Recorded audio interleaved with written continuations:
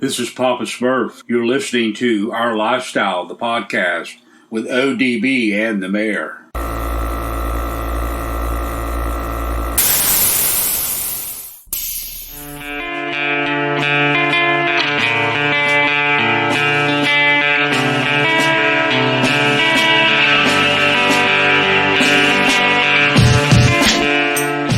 Yo, it's Our Lifestyle Podcast, also known as OLP, hitting you guys with another episode.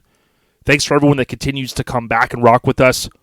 We got to give it up for Custom Car Show Productions. 3 events, Orange Beach Invasion in conjunction with Keg Media. That's going to be the 3rd week in March next year. Orange Beach Invasion is in Orange Beach, Alabama. We have Scraping the Coast, which is their flagship event. They're going to hit their 21st year next year in 2023, and that's going to be, of course, the 3rd week in June, Biloxi, Mississippi. And then, oh, by the way, Bayou Showdown, not only for next year, but it's going down the weekend this year before Thanksgiving in Slidell, Louisiana. Big ups to Custom Car Show Productions. And tip of the cap, they were inducted into the Mini Truck Hall of Fame last night.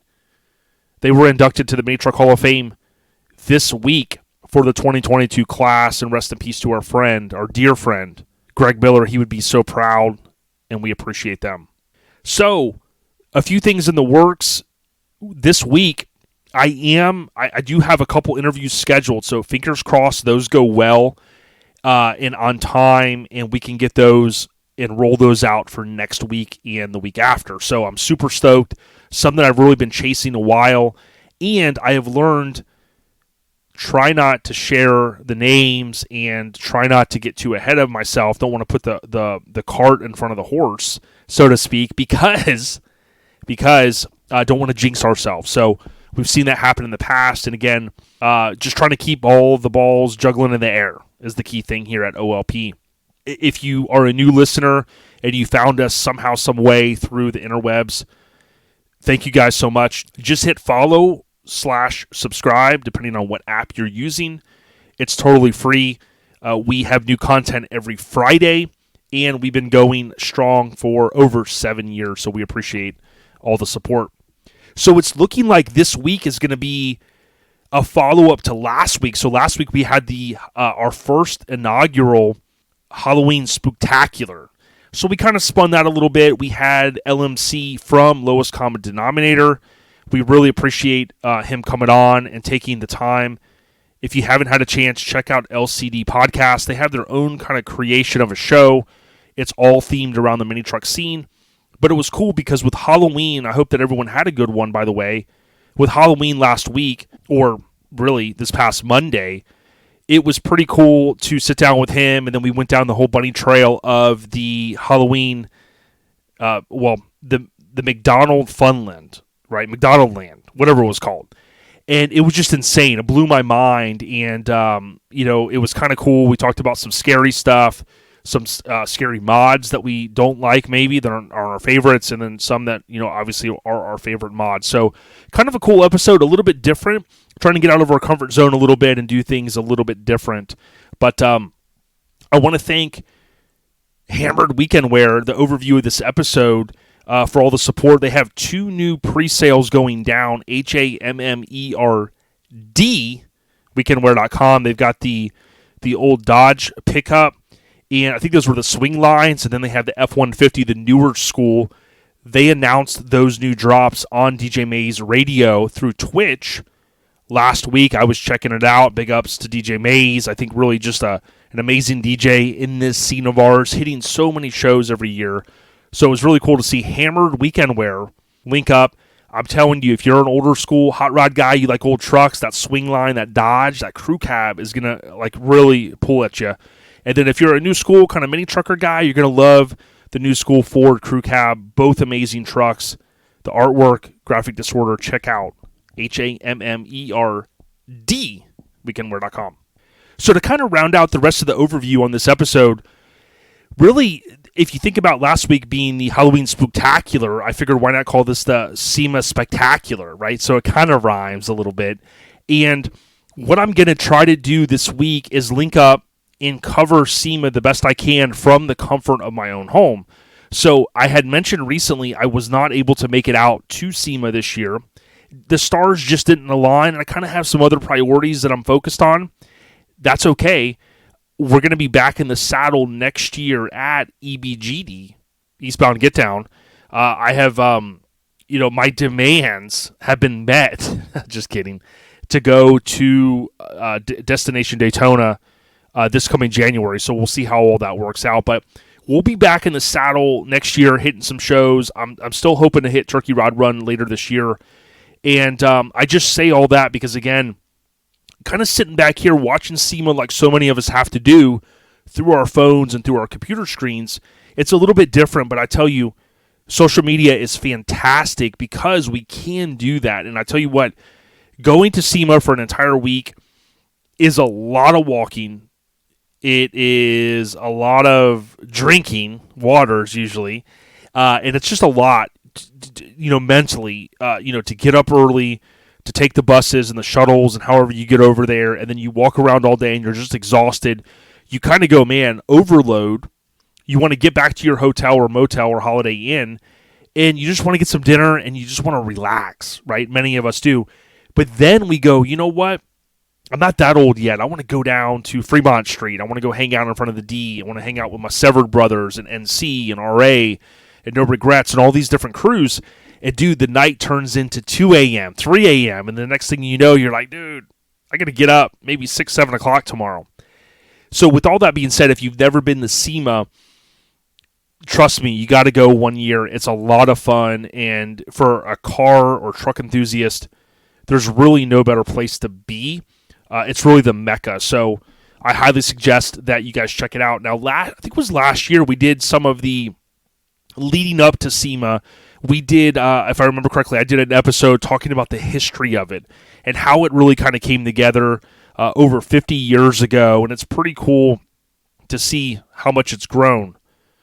Now, if all goes well, we will talk to some people, boots on the ground there at SEMA, as well as some that attended the Mini Truck Hall of Fame that was held on November 31st, 2022. Of course, that was Halloween. That's at Hogs and Heifers. So we'll see how it goes this week. And again, I'll cover some things I'm seeing via social media. So next, we've got the general updates. And, what do I have really to share here? Just really enjoying a little bit of the weather, kind of cooling off. Things have been good. I know really last week I didn't talk about, recently the Back to the Future anniversaries, right? So Back to the Future Day, October 21st, 2015. And really October is just a great month, here in Florida. And when I think about movies, I haven't reinforced this enough. If you go down the bunny trail of Back to the Future and The Goonies, two of my favorite movies, both mind-blowing here, came out in 1985. But on top of that, if you really look down the bunny trail, they both came out. They both basically, in the Back to the Future world, so we'll call it Hill Valley History, and in the Goonies world, we'll call it, the Goondocks, right? Those two movies, basically in movie world, happened the same weekend, which is just insane. And that's pretty cool. And there's a couple of indicators in the movie, The Goonies. Now, you can imagine, they're being filmed kind of around the same time, right? Different cities, California and Astoria. But every October, I always think of that. I think of course, Back to the Future, growing up, watching the movie, the legacy that it has, and then The Goonies. You guys know I love that. I've done a couple episodes about it. So, again, I didn't mention that recently, but I wanted to point that out. What happens is when I get going doing these episodes, I know some people are probably sitting and listening and going, man, well, he didn't talk about that, and oh, man. And listen, it's a pretty solid production to get all the stuff going and get it done every week and edit it, upload it, and do all that stuff, which I love doing. So there are things I'll kind of miss or I'll forget to point out. But rest assured, I try to kind of circle back and hit those. So that's kind of my story there, and I'm sticking to it. The general updates this week are brought to you by our friend Joey at Get Decked. If you want to put artwork or a photo on a skate deck, hit up Joey at Get Decked. It's Get_Decked VA on Instagram or Facebook. Look up Get Decked. he could put that artwork on a skate deck, and you go, well, why would you want to do that? Well, your kid, son, daughter, could decide they want to skate it, or for your significant other, it makes a cool item to hang in your office, in your man cave, in your garage, wherever, or your woe man cave. If you're a show promoter, take our word. Get with Joey about pricing for show decks, right? So take your artwork, put it on a skate deck. We've seen so many other brands. This has been just a big thing. They're collectible, and they're just awesome. Joey Dilworth, get decked, hit them up. So what I want to do is I want to thank, again, LMC for coming on last week. I already did that, so I want to give a huge shout-out to him. And I want to remind you guys that Lone Star Throwdown is coming up, and it's going to be February of 2023, the 11th annual. Join us if you can. Go to LoneStarThrowdown.com for more information. It's about 115 days away, and it's going down in Conroe, Lone Star Throwdown 2023. Now, this is going to be a little bit different episode. Miggity Mike the Mayor, he's been leaving me some weird voicemails. He's trying to apologize. I'm going to see if I can save one of these things and play it for you guys later. The dude, I think, is losing his rocker. I think he's really ticked that he's basically been dishonorably discharged, is the best way I can explain it, from OLP. Again, you guys heard him potentially a couple weeks ago coming back, and I mean, just, very reckless, right? I can sense deceit in his tone, and it just was insanity. So is still on dishonorable discharge, and I'll see later if I can save one of these voicemails and play it. I mean, dude, the guy's a lunatic, so we have no Miggity Mike, and like I said, he may never be back. With that being said, what we're going to do is I'm going to try to call Riggedy Ruben Arteaga. He's boots on the ground out there in SEMA, at SEMA, with Chris from CNS Metalworks. They're, of course, out there. And let's link up with them and see what they got to say. Yo, so as I mentioned, we're going to jump in here quickly, I guess, in this episode, into the meat and potatoes. And we got the big homie, Ruben Arteaga, boots on the ground in Vegas. Ruben, how you doing? Oh, Jay, I'm doing great, man. How about yourself? I can't complain, and always appreciate you coming on. And, dude, my bad. The last time we had you on recently, totally forgot to say, check out C1500 Nonsense out there. Dude, the content's on the rise, Ruben. I love it. Hell yeah. Thank you, buddy.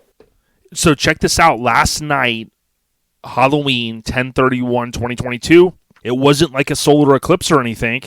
It was the 2022 Mini Truck Hall of Fame inductees, and you were there. What was the vibe? I know Freaks of Nature, huge shout out to Shannon and his whole crew. They kick off that SEMA kind of kickoff party. Might be official, unofficial, but what was the vibe like, dude? Well, as you know, I haven't missed one yet, so of course I was going to miss this year. And vibe was jumping like every other year. A lot of people down there in front of Hogs and Heifer outside of the ground. You know, I got to see some old faces and some very familiar faces I hadn't seen in a while. Got to see Chris Clark, Eddie Sabrico, you know, to name a few. And, of course, I ran into Travis kind of late in the night, but stood there talking to him and his girlfriend for a while. But, you know, it was definitely awesome. It was great to see him get inducted in the Hall of Fame, you know, especially under, you know, the Steve Stillwell Memorial Award. So I'm really proud for him. Yeah, 100%. And I got to thank Radar from the West Coast Influence. We had hinted, and he had posted as well on Facebook. He did live stream through the West Coast Influence Facebook page, and I got to see it. And I'm very thankful because I cannot be out at SEMA this year. But to your point, Jody Hall, the builder, I know he was not in attendance. Scraping the Coast, Lauren Miller, Greg Miller's daughter, did an amazing job. Courtney Hollowell Achievement Award was Ernie Macias, rest in peace. Eddie did the introduction, and of course Melissa was there to accept, rest in peace Ernie. The truck Rough Cut, the company Thorbeck, K-Daddy, dude, and Ryan did a great job introducing him. Mini Truck Memorial Award, rest in peace Jake Moore. His wife was there, very heartfelt speech. And then Steve Stillwell Memorial Award, last but not least, as you mentioned, Travis Nowak. And you've known Travis a long time, Ruben. And the great thing about Travis is he's worked at different publications. He's really has just been ingrained in the scene that we all love, man. First and foremost, like Ronnie always says, the trucks kind of bring us together, but the people are the cool. I know I pour that up, but it's the people. And Travis is even though I don't see him as much as I used to, he is one of my best friends. And the point in time that I became close with him, I was going through some life changes, and he was going through some life changes, and we kind of, went through all that, together in a sense. And when I was inducted, he was my presenter. So I mean, that goes to show you what I think of the man, and I love the guy like a brother, So to see him get that award and get those accolades, it's like me getting my own ring. He is well deserved of the award. Dude, I love hearing the props. We always talk about giving these guys the props why they're here. I think that's so important because, listen, not everybody, none of us know, what the end's going to be for us, right? And we lost some good people. Again, you think about Jake Moore, rest in peace, with his wife being there, and then Ernie and others. It's to me, I love seeing these dudes get the respect that they're due. So last night, here's the other thing. You sent me some photos, and I know I can't believe this. We hit our 9,000 posts today. Not the one day. It's taken us all these years. And you sent us the photo, and it was Micah and Matheson. Yeah, thank you. And their Toyota was there. Tom and Joey are there. We're going to try to link up with them.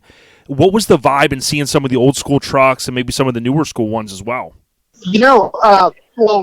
Shannon's always made it a point to kind of have minis there, but to see, those Toyotas there, I mean, to me, I have a soft spot for those trucks. And Micah, he's been working on that truck for the last several years, and actually he was a presenter for, he accepted Jody Hall's award. Oh, that's right. That's right. Yeah, yep. Since he couldn't be and he here. did a great job. Yeah, but yeah, I love seeing those Toyotas, especially that generation of them, because I've had a couple of them. Yeah, definitely, and again, I do want to reinforce. I want to say this. I mean this with all respect. Lauren Miller, she did an amazing job. I know she was probably a little nervous. I know her dad, Greg, looking down on her, and it was so ironic. I want to just make sure I get this in, Ruben, that if you think about Greg, he stepped up day one and says, "Yo, we want to support the cause," right? And that meant so much to us. And then, for us to be able to sponsor, and again, we're not even trying to toot our horn, for us to be able to give back to Scraping the Coast, they have supported us for so long. And, again, Lauren had asked me, hey, if you're going to be out there, can you talk? And I really wanted to, and I couldn't be there, but I just want to give her the kudos. I know her mom, Tammy, was proud. And, dude, she did an amazing job up there, so it was really cool to see that, and the other folks that had to speak on behalf of the other kin folks, so that was cool. Right. She did do an amazing job, and, it was heartfelt. And I wanted to go say hello to her and introduce myself, and, I thought I saw her in the crowd, and then I turned around, and again, Yep. You've been to that event, and, then I didn't know where she went, but I'm sure one of these days, I'll get to introduce myself to her. Yeah, and again, thank you to Shannon. Like you said a minute ago, this is technically Freaks of Nature 14th annual SEMA kickoff party. There's a lot of folks involved. I know Texas Heatwave, Fuel Market, Airlift, No Regrets, Flow, Drop 'em Where, Sunset, Worldwide, Orion, and some others that we probably forgot, including OLP. When you walked around and you see, like, rest in peace, Eric Coleman, you see the Tacoma there, right, Joey's, and you see some of the other old school trucks and stuff, it's got to reinforce, and Ruben, we've talked about this a lot, so I don't want to beat a dead horse, but if you think about being in this scene of ours 30-plus years, right, and you see that minis are still there, we're the mainstay, right? Other trends come and go, but dude, minis, we put the flag in the ground, and we're still out there doing it. We're still out doing it, and yet, they might not want to say where they get some of these ideas from, but it's from us. Channel or body dropping, to some sort, and Yep. also, the whole airbag thing, and it's funny you bring that up because I ran into Israel Garcia. Oh, He's got the white convertible Toyota. Yep. I posted some pictures of it with the bed dancer. Mm-hmm. I've known this man for well over 30 years. I haven't spoken to him in a good about 25 years or so, and he walked right up to me and we started talking and stuff. And I mean, it's a beautiful recreation of what he had back in the day. And, it's got some upgrades on it. He's still working on it. But you know what? To see, there was that many. There was a 720. There was a Mazda. There was a few Mazdas. But to see those trucks on display at the SEMA show, I mean, who would have ever thought? Even though it might be a little bit too late, it should have happened years ago. But hey, better late than never. Well, listen, man, you were right on cue because check this out. When I think of, and I know I'm going to probably miss a couple, but I saw earlier, and I want to give you a shout out, and I don't think I've done this enough, Mini Truck Era magazine. These guys are out there doing it, but if you look at on Instagram what Ruben posted, and you look at what Envyuz Minis, ENVYUZ Minis with an S, official, dude, these guys are out there with 720s, with Mazdas, with Toyota pickups, and don't forget the Suzuki Samurai, dude. These guys are killing it, and they're representing in 2022 with some of the old school kind of vibe. And to me, Ruben, that brings back to everything we talk about on OLP, the 80s, the 90s, all this stuff. But, dude, like you said, these new Minis guys, dude, they're running circles on people, and I love seeing it, man. Yeah, no kidding. So do I. I mean, it makes me excited to see what else is coming out. Yeah, for sure. Now, we are going to try to link up with Shane Andrews. I don't know if you got a chance to go by the MTX booth yet, but with Shane's Nissan there, and then you got Jeremy Bumpus. He's been on before. He's a part of Car Fix, that whole TV show. And then, of course, he's got his hot rod shop that he talked about. But seeing the Maverick there on Instagram and seeing Shane's over there, again, it's showing many trucks are here to stay, and we may not have as many as say, the C10 guys, right? C10 guys kind of have their own world, but, dude, it makes me proud as a person in the scene of ours to see the guys out there repping. Yeah, no doubt. I mean, we're still here, Can't get rid of us yet. So, yeah, we are going to try to link up maybe with Tom and Joey, possibly some other guys, including maybe Jeremy Bumpus and Shane. We're going to see how it works out this week. I do want to ask you this, right? So there's always the chatter leading up the last 4, 3, 2, 1 weeks to SEMA, especially in this post-pandemic world we're in, on, oh, man, companies are pulling out. What's the vibe? Chevy, Ford, all these different rumors, right, swirling. When you get there kind of Monday into Tuesday, the first official day that we're recording, what's the vibe like this year? Do you sense there's a lot of blank space? Like, what's the deal there, boots on the ground?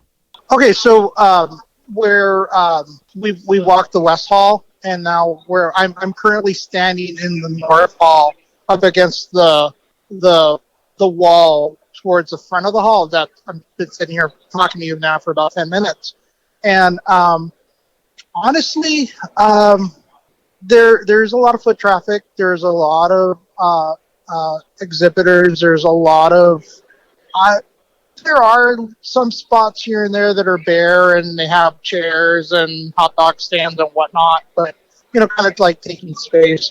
I'm not going to say it's the biggest show ever, and I'm not going to say it's the smallest show ever. Sure. Because I saw this show dwindle down back in, 2008, 2010, Yeah. where half of the halls were closed off and whatnot.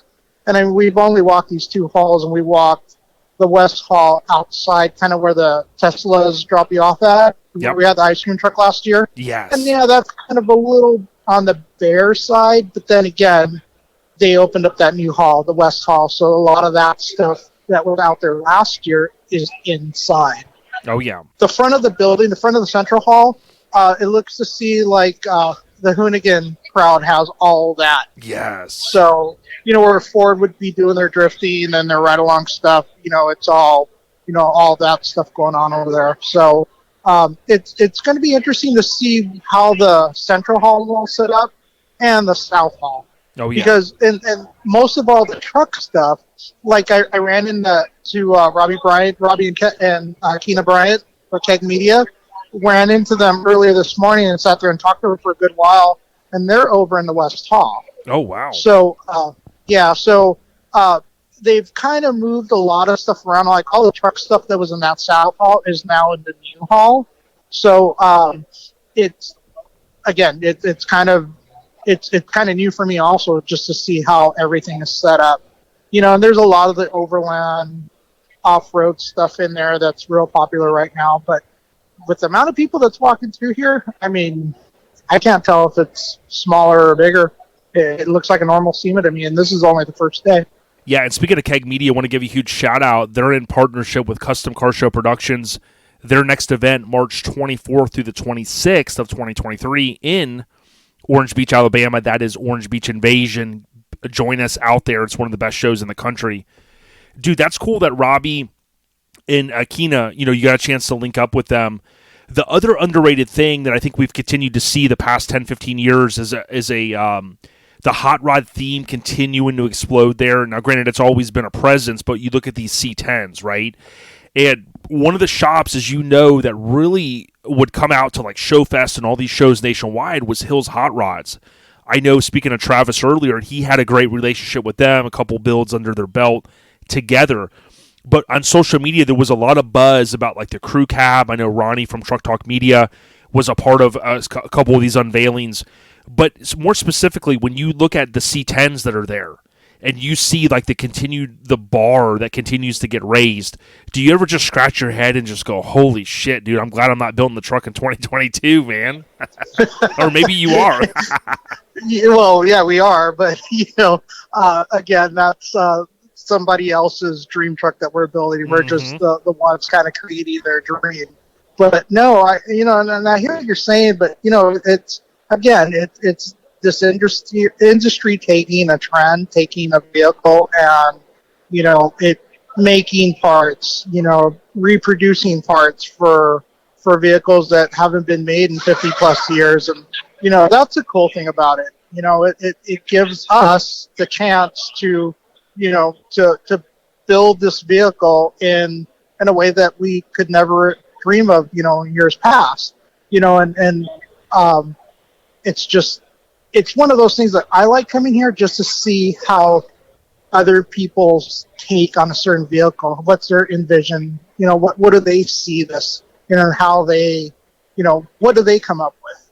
Oh, yeah. So, and that's, not only the trucks, but also the cars and, everything else, some of the off-road stuff, I'm not into off-road whatsoever, but there's stuff that'll catch my eye and I'm like, oh, okay, well, I get that, that's a pretty good idea or whatnot. But that's what this whole thing's about, Yeah, that's when you go back to Chris, the boss at C&S Metalworks, right? You guys are an awesome team building all these badass rides, and you go, Chris, I need to borrow the corporate car, dog. I mean, I'll give it back. I'll make sure I submit the receipts. We'll just order some shit. You know what I mean? And Chris is like, R&D. Yeah, exactly. Research and development. Yeah, but huge shout out to CS Metalworks. I love what you guys do, and if you guys need parts, including Universal Air, AccuAir, hit up CNS Metalworks. But here's the other crazy thing. Last year, Roadster Shop made the splash, literally, with the chassis for the 88 to 98, right? And it was this amazing theme. There was this big build-up for Good Guys. I know Ronnie covered it a lot. And, Roadster Shop has continued to come out and just blow people's minds. The truck was given away this year at Good Guys, and I did see that it's sitting outside the white OBS truck, outside of one of the areas there. That's another, I think, thing that if you think about mini truckers, building these chassis, bigger wheels, low, you continue to see what the mini truckers for years were pushing. And again, not saying the other genres weren't, but to see that Roadster Shop chassis come together on that truck, dude, with the inside of that bed, the way they did it. I look at Roadster Shop, and I know they have a podcast, I think Whiskey and Oil. Dude, what these guys are doing is just unbelievable, man. Right now, that chassis was beautiful, and it was kind of a shame to put a truck over it, a body and a bed over it, because, it was a work of art, Yep. But it's nice to see that truck is finished and it's here, and I haven't gone to that side yet, and I can't wait to see it and take pictures of it and post it on my page. Oh, yeah. Before we end, I did want to just ask you about Dino's here in a minute because I know you guys are getting excited. But is there anything else so far? And I know it's early in the week. Is there anything else so far that has like caught your eye or anything, or are you just still soaking in everything there in Las Vegas, boots on the ground? You know, I've been coming here for years, and it's just I'm just trying to soak everything in. Be honest with you. Yep. You know, there's a couple of things I want to go see as far as like exhibitors and stuff, and friends I want to go say hello to and whatnot. But really, I'm just like a wide-eyed kid, you know, walking through a toy store. Dude, you know, that's really the only way I could describe it, you know? Like Mike driving overnight to Lone Star Throwdown with toothpicks in his eyes, looking like Bugs Bunny, dude. I'm going, bro, just pull the F over, man. But in all seriousness, Dino's Get Down, I know, like, wow, that's right after SEMA. You guys have been pushing hard. I know, you know, there's some things in the works and whatnot. I know you haven't even gotten to SEMA week, a lot of partying to go, a lot of hanging out. But when you think about Dino's, I want to give a tip of the cap to those guys. You guys got to be excited about. That's kind of the next thing for you. Yeah, we're definitely excited. We actually got a guy at the shop right now that's working away on that truck. So we left him a list, left him a bunch of parts, and he's been slowly chipping at it. So yeah, when we get back, I mean, we're gonna hit it full bore, you know, and it's probably gonna be a long sleepless week. Yeah, if you check out, man, Dinos, Dino's GIT, Dino's Get Down, I'm sure you guys are already listening to Truck Talk Media, but if you're not, that event is going to be, it's a free event, my understanding, and it's the 12th anniversary this is 1/1 today, but we're talking, this is 11/1 today. We're talking 11/11, so in about 10 days, they're going to have that Friday and Saturday show. Pretty cool stuff. And again, like you said, you guys are still plugging away, right, Ruben, on the truck? Oh yeah, we're still working away. So listen, last thing, I hate to bring this up. Hank was texting me earlier, and I just want to let you know there is a rumor that he's flying in, and he said he needs to borrow the keys to a vehicle because he's going to some ranch. It's something about rabbits or something. He's trying to drive like 100 miles or 50 miles out. And he said he's got to get out there, so he might be looking for Chris's keys or some sort of... Because, you know, I mean, dude, this guy is an animal, dude. No hablo inglés. So he said it was an animal farm, a bunny ranch or something. Who knows? Who knows? He probably got the address from Mike or something. Yeah, I mean, Mike, the smut bandit, he needs to be apprehended if somebody can catch him. You know what I mean? But... Ruben, listen, I appreciate you taking the time, you know, from Mini Truck Hall of Fame last night. Again, you haven't missed one. Huge shout out to Bob Hayes and all of my colleagues that are on that board. There's a lot of good people out there, and I want to make sure they're all recognized. To you and Chris and all the crew and your girl and stuff, you guys just have fun this week, man, and thank you for taking the time. Shoot us any photos that you end up coming up with, especially that Lincoln dog. Will do, brother. I haven't seen it yet, but once I get there, you got pictures coming. You got it. We'll tell Chris we said what up. C&S Metalworks. Hit them up if you need AccuAir, Universal Air, or other parts. Instagram or Facebook. Take care, Ruben. All right, we out. Awesome, dude. It was so awesome linking up with Riggedy Ruben. And we got a chance to just really link up and talk a little bit about Mini Truck Hall of Fame and everything that's going down out there. So big ups. Have fun this week, Ruben, and definitely enjoy it. Now, next, we would normally have the trivia with Mike, but I'm going to do the trivia, and this is going to be one to see if you guys can guess it, okay? So this is always fun to me. You know, I think about some of the shows I listen to, and I love hearing the reoccurring kind of things, right, that are going down. And this one, it's going to be kind of hip-hop related. So this question, which before we get started, I got one question for you. Are you ready? Now it's time to get serious. And we want to thank AccuAir, AccuAir.com, for sponsoring the trivia every week. ACCU Air, AccuAir.com. They have arguably the best air management in the history of air management. You can go to AccuAir.com, and if you go to AccuAir Life, you can actually go to get featured and submit photos of your vehicle with AccuAir. This is your opportunity to potentially get featured. You can even give credit to the photographer. It's a pretty cool little setup. They also have shirts, air fresheners, wheel stands, all kinds of other stuff for sale. AccuAir.com. Easy as 1, 2, 3 with their touchpads. So, if you're not a hip-hop fan, I don't know what to tell you, but this week I got a question for you. What was the first and last Tupac albums that were released while he was still alive? So, what was the first Tupac album? Right? Obviously, he was alive because, it was released when he was recording. What was the name of the first Tupac album? What was the name of the last Tupac album before his untimely death in September of 96 out in Las Vegas? So I'm going to give you guys a minute to ponder that. What was the first Tupac album name? What was the album name of the last Tupac album before his untimely death in September 96?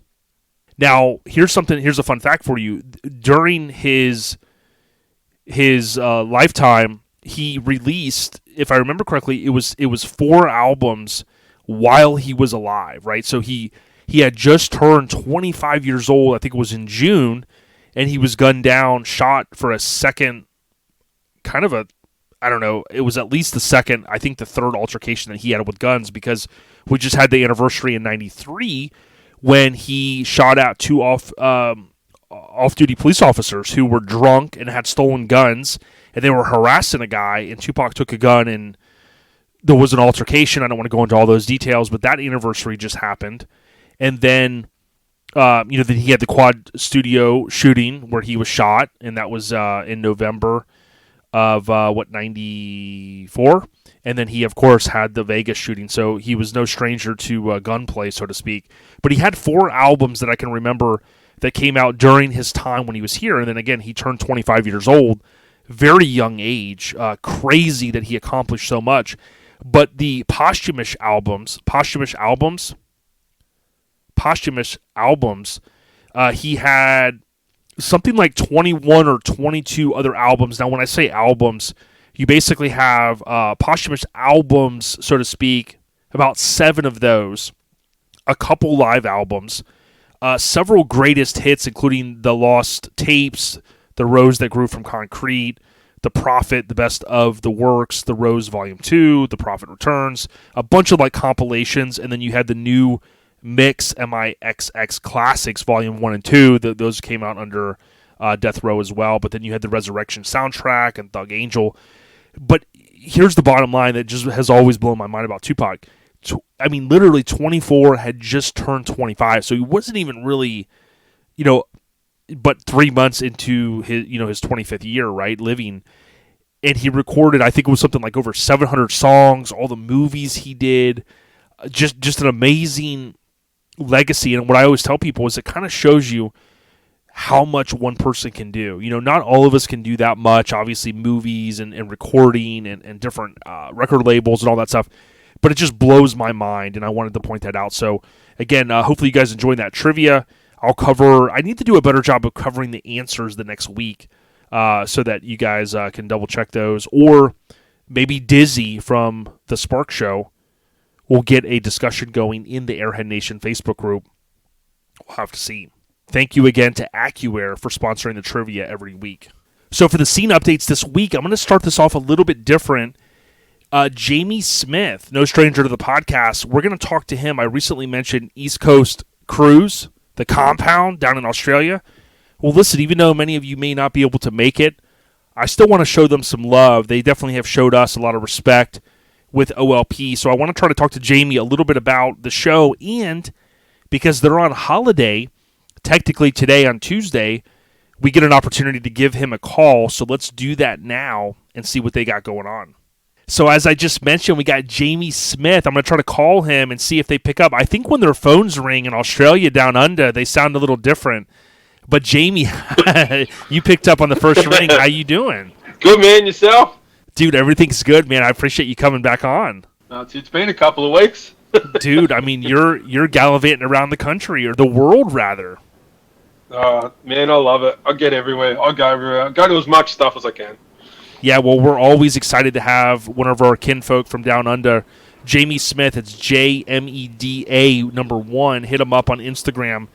Dude, listen, I got to give you guys, all the crew down there so much love and respect. You partnered up with us a little bit just to kind of spread the worldwide awareness on ECC Can you talk to us? East Coast Crew. Yeah, talk to us a little Yes. bit about what ECC is and what's going down here this month. Right, well, East Coast Cruise is probably Australia's longest running mini truck show, hypothetically. I've been involved in East Coast Cruise since day one.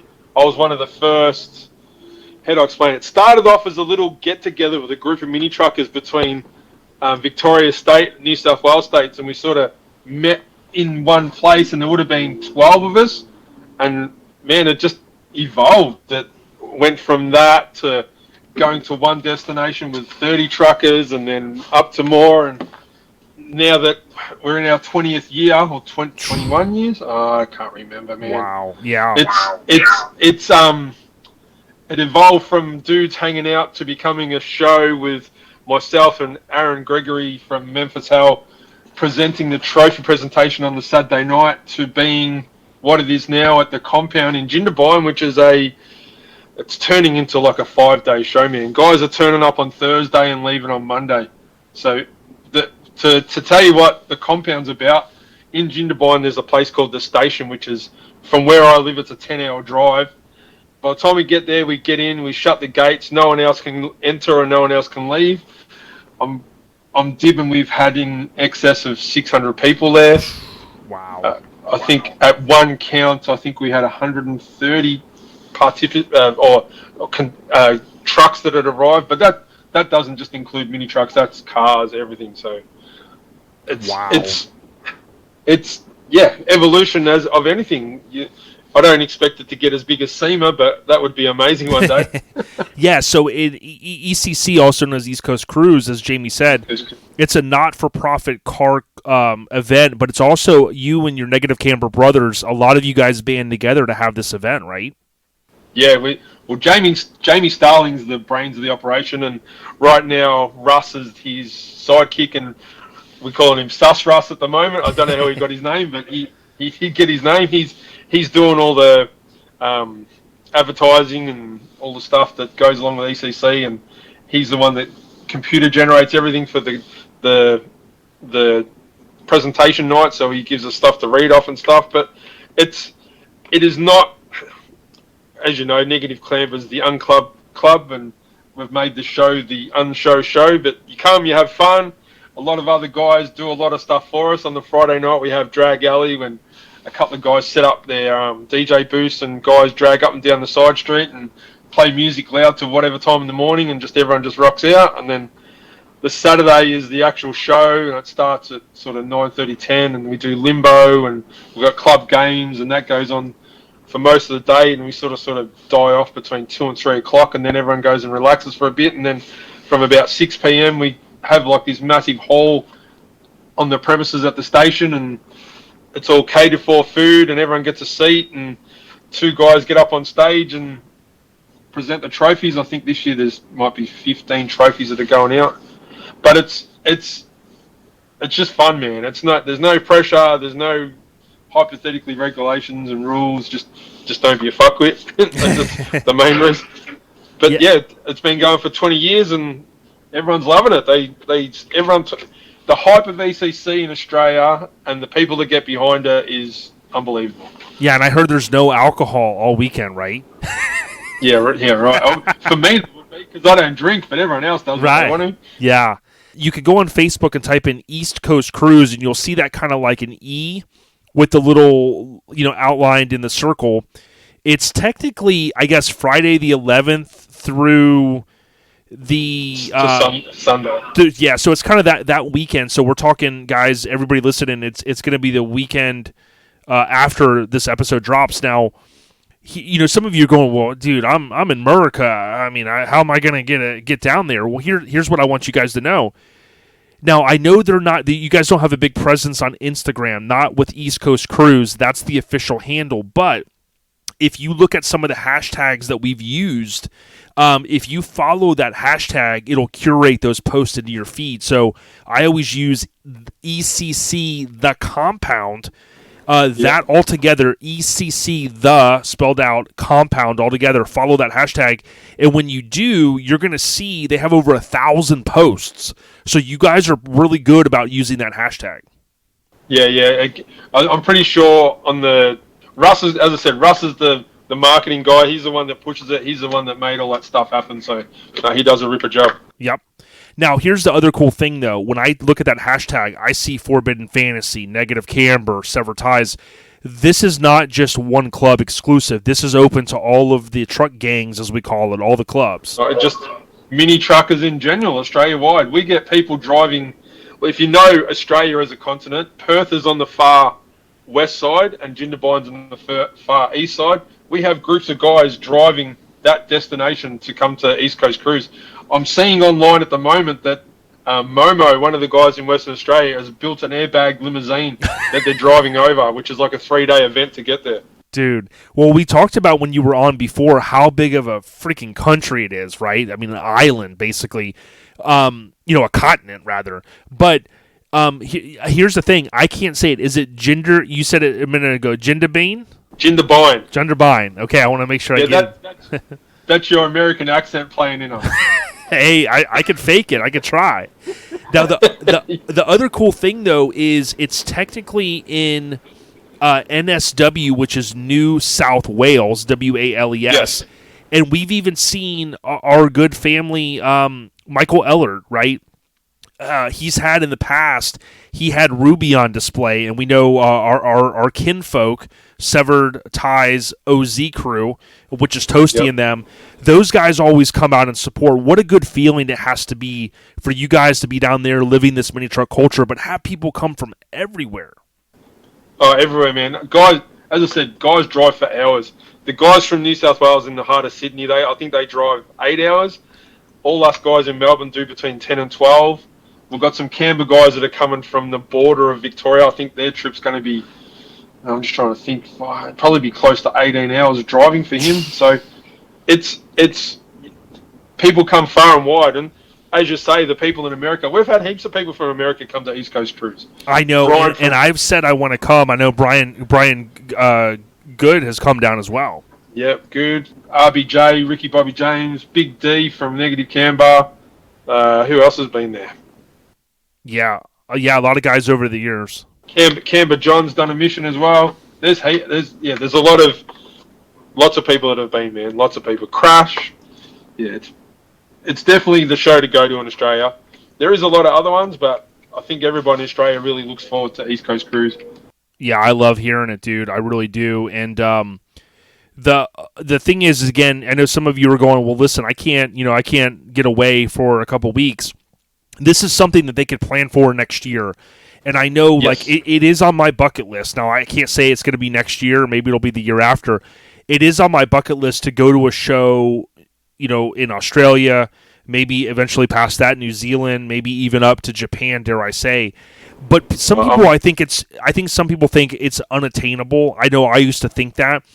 But if you plan it right, you can get tickets. Obviously, the big thing is getting the time off. But if someone were to come down there, where would they need to fly into, you think, logistically would be the best place? Logistically, I would say Sydney and drive down. As I said, it's between a 6 and 8 hour drive from Sydney down. It's, driving from Melbourne around the coast to Jindabyne is a mission, and there is some bad roads, and I've been one of those persons that's actually driven across Mount Kosciuszko and broken lots of things on my trucks, which I won't be driving that way ever again. But I would say Sydney come down.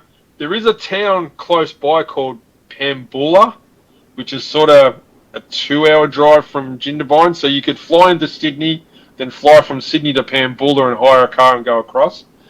It is hard to get to, but once you're there and you're inside the compound, you probably wouldn't want to leave because we have that much fun. Oh, yeah. We also want to give a huge shout-out, what you said earlier, Jamie Starling. We've had him on. It's Make This Design Altogether. He's posted Mark Larkin stuff. So many good people down there. And, again, we've got a good, solid listener base. And if anybody down there from Australia catches this, please subscribe. We got much love. We've had several folks from down there on, including Jasmine. And Jazzy Green, I tell you what, dude, you'd be hard pressed anywhere in the world, as we said before when you were on, to meet someone more dedicated to the mini truck scene. And she's a female, and she's killing it. Yes, but no, Jazz is killer. She does great work. And she just finished the interior in her fiance's car as well, so everyone's going to get to see that at East Coast Cruise too, which would be awesome. Yeah, and I saw that, and I'm like, damn, man, is she for hire? Like, we can't get anyone to do anything around here for that quick, and she's out there doing it on her own time, and, man, just an awesome female. Yeah, I'm starting to think that she doesn't sleep, but that's all good. Dude, I know. Is she like what do you guys have down there? Koalas and kangaroos? Yeah. Any sort of leather you want can go into these interiors. No.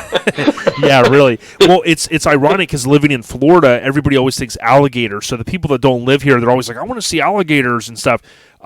So I kind of feel how they feel now because I'm thinking if I ever go to Australia, I want to see some crocodiles, eh? Yeah, you'd probably have to go to a zoo or something, but there's definitely stuff around. Right. No Mick Dundee, all that funny bunny stuff, No. The fake knives and all that.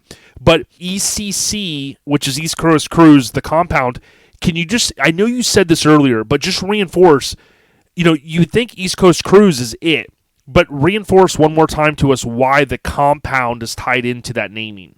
The compound coincides with where the East Coast Cruise is situated. So in Jindabyne, we hire out a place called The Station, which is, during the winter months, is a snow resort. And I wouldn't really call it a resort as such as you'd think resort, but it's sleeping quarters on a property that allow you to get to snow areas quite easily. And sleeping quarters, it's just a room and a bed. It's not a resort. But that's all right. But where the station is, we call it the compound because once we're inside it and all the trucks have arrived and all the people that are participating in the show arrive, the gate gets shut. And that's it. The show's on from Thursday till Monday. Hypothetically, you don't leave. You don't need to. There's places to eat, places to drink. It's whoever found it. And I think Jamie Starling actually found the place. It's worked out great for us. It's really worked out great for us. So here's a touristy question: if somebody were to come down, let's say your friends come from America, and they go, "Yo, man, what cuisine, what food should we eat while we're in Australia?" Right? Is there something like, you come here in America's, burgers and fries, and I know you guys got all that too, but is there something you tell all the homies, you got to try this while you're here? Well, I've had this conversation heaps of times, and fish and chips. Like I know it's a UK thing, but fish and chips by the coast, so you get your scallops, your prawns, all that sort of stuff. It's amazing in Australia. But then, to be iconic, a food to try in Australia that you want to eat, I reckon it's the meat pie. Ooh, damn! We know Hank from Hammer Weekend Wear. He sells those. I think he sells meat pies. Everywhere he goes. I don't. For the brand to get is 4 and 20. That's the Australian iconic meat pie. Hell yeah! Now. Speaking of Hank is at SEMA the year. We heard he's going to fly, and he wants to go to one of those bunny ranches where they have like women, very nice women and stuff. If he were to ever come down, or if he could somehow make it down there, do they have those kind of establishments like they have kind of like in Amsterdam? I know that's a totally different place, but like could he come find some fun establishments? Yes. Okay, that's all we needed. That's all we needed was a thumbs up for Hank. Yeah, but probably not in Jindabyne. Right, exactly. He's willing to drive. He said 20 to 30 hours, to go across. Wherever. No. He'd have no issues then. No issues at all. He said, and I told him, he thinks like when he broke out of Alcatraz a long time ago and swam, he thinks he could swim to New Zealand. And I had to tell him, it's not that close, man. It's not breaking out of the rock. No, it's not. But listen, man.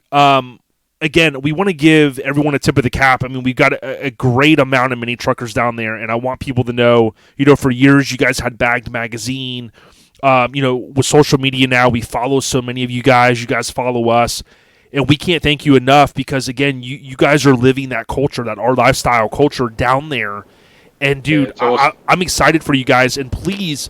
If the mini truckers down there are listening to this, make sure you hashtag your photos ECC the compound so we can see all of that, in case we're not following you.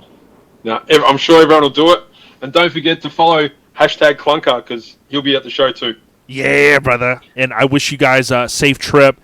Again, thank you so much for putting our artwork on you guys' artwork, man. It means a lot, dude. No problem. And this year's going to be a little bit different.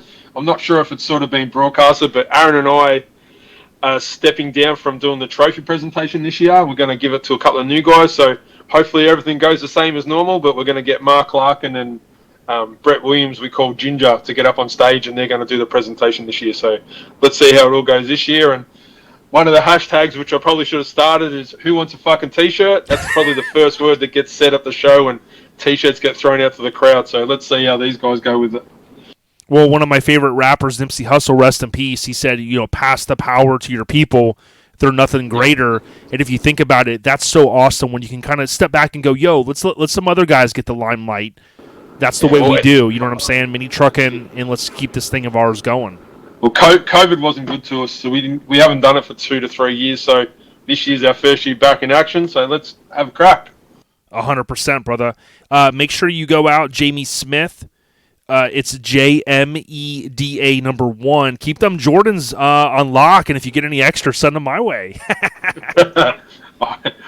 I'm actually shattered. I missed out on a pair on Saturday night. I'm trying to find them. So yeah, I took the L. All right, brother. Listen, be safe, and thank you so much, man. Much love and respect to all of our kinfolk down under. We at you, brother. We appreciate you. And we hope to see everyone at East Coast Cruise at some time. Cannot wait, dude. Let's plan it for 2023 or 2024. We'll get Hank down there, and we'll go raise hell, and hopefully we'll make it back to the States. Sweet.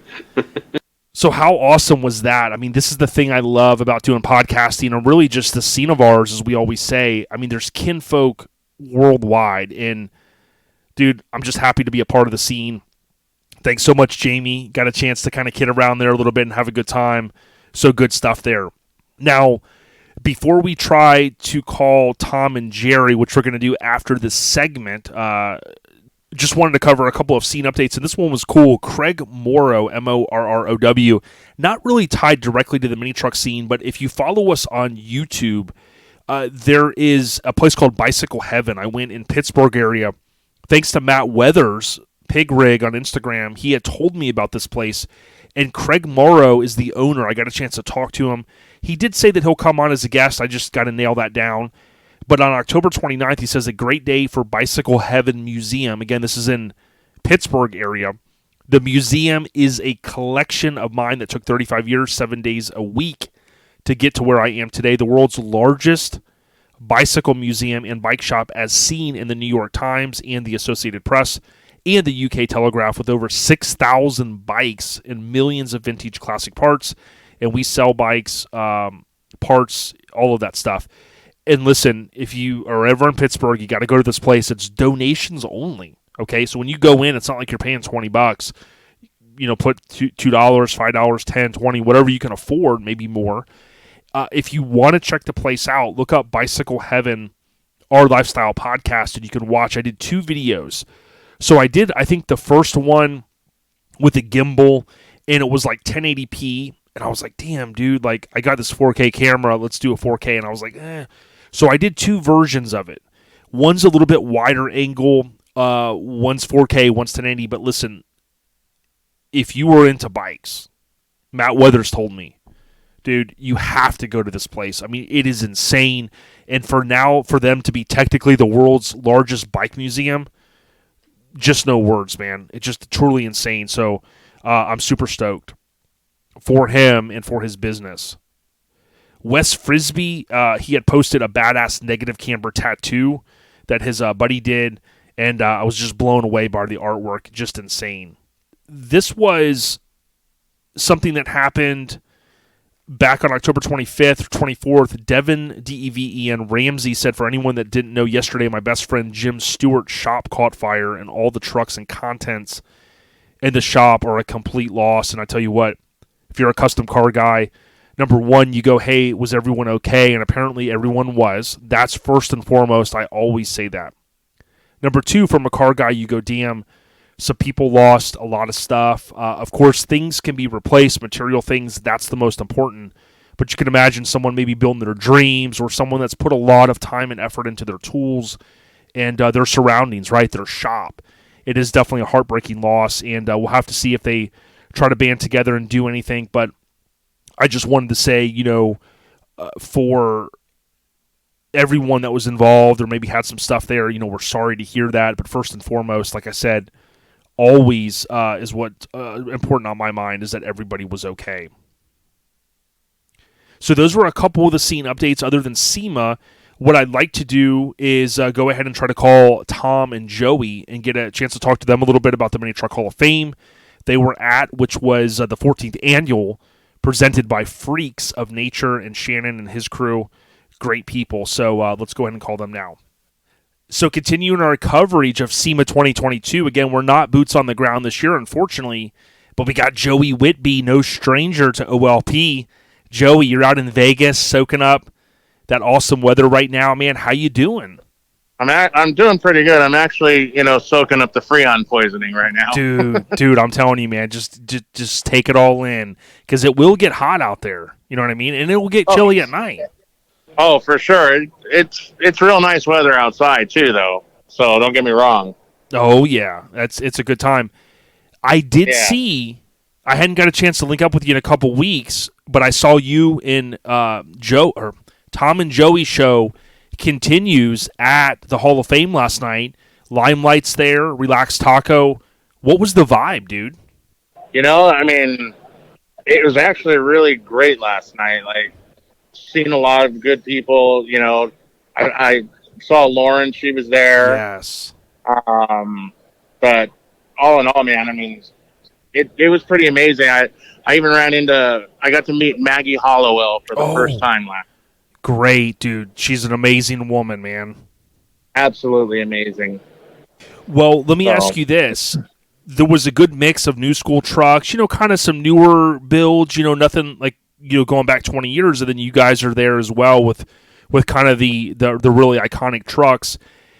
It's got to be a good feeling just to see the mini truckers get together. Bob Hayes does a lot of work for that Hall of Fame, and for you guys to be standing there and kind of looking and seeing these people get recognized, like Lauren for Scraping the Coast, obviously a team effort there. Rest in peace, Greg. But I know last year you had a smile ear to ear when Georgia was there and she sat in Relaxed Taco, right? Were you able to top that this year, or are you still kind of yearning for that excitement? I don't even want to tell you what happened. No answer. Okay.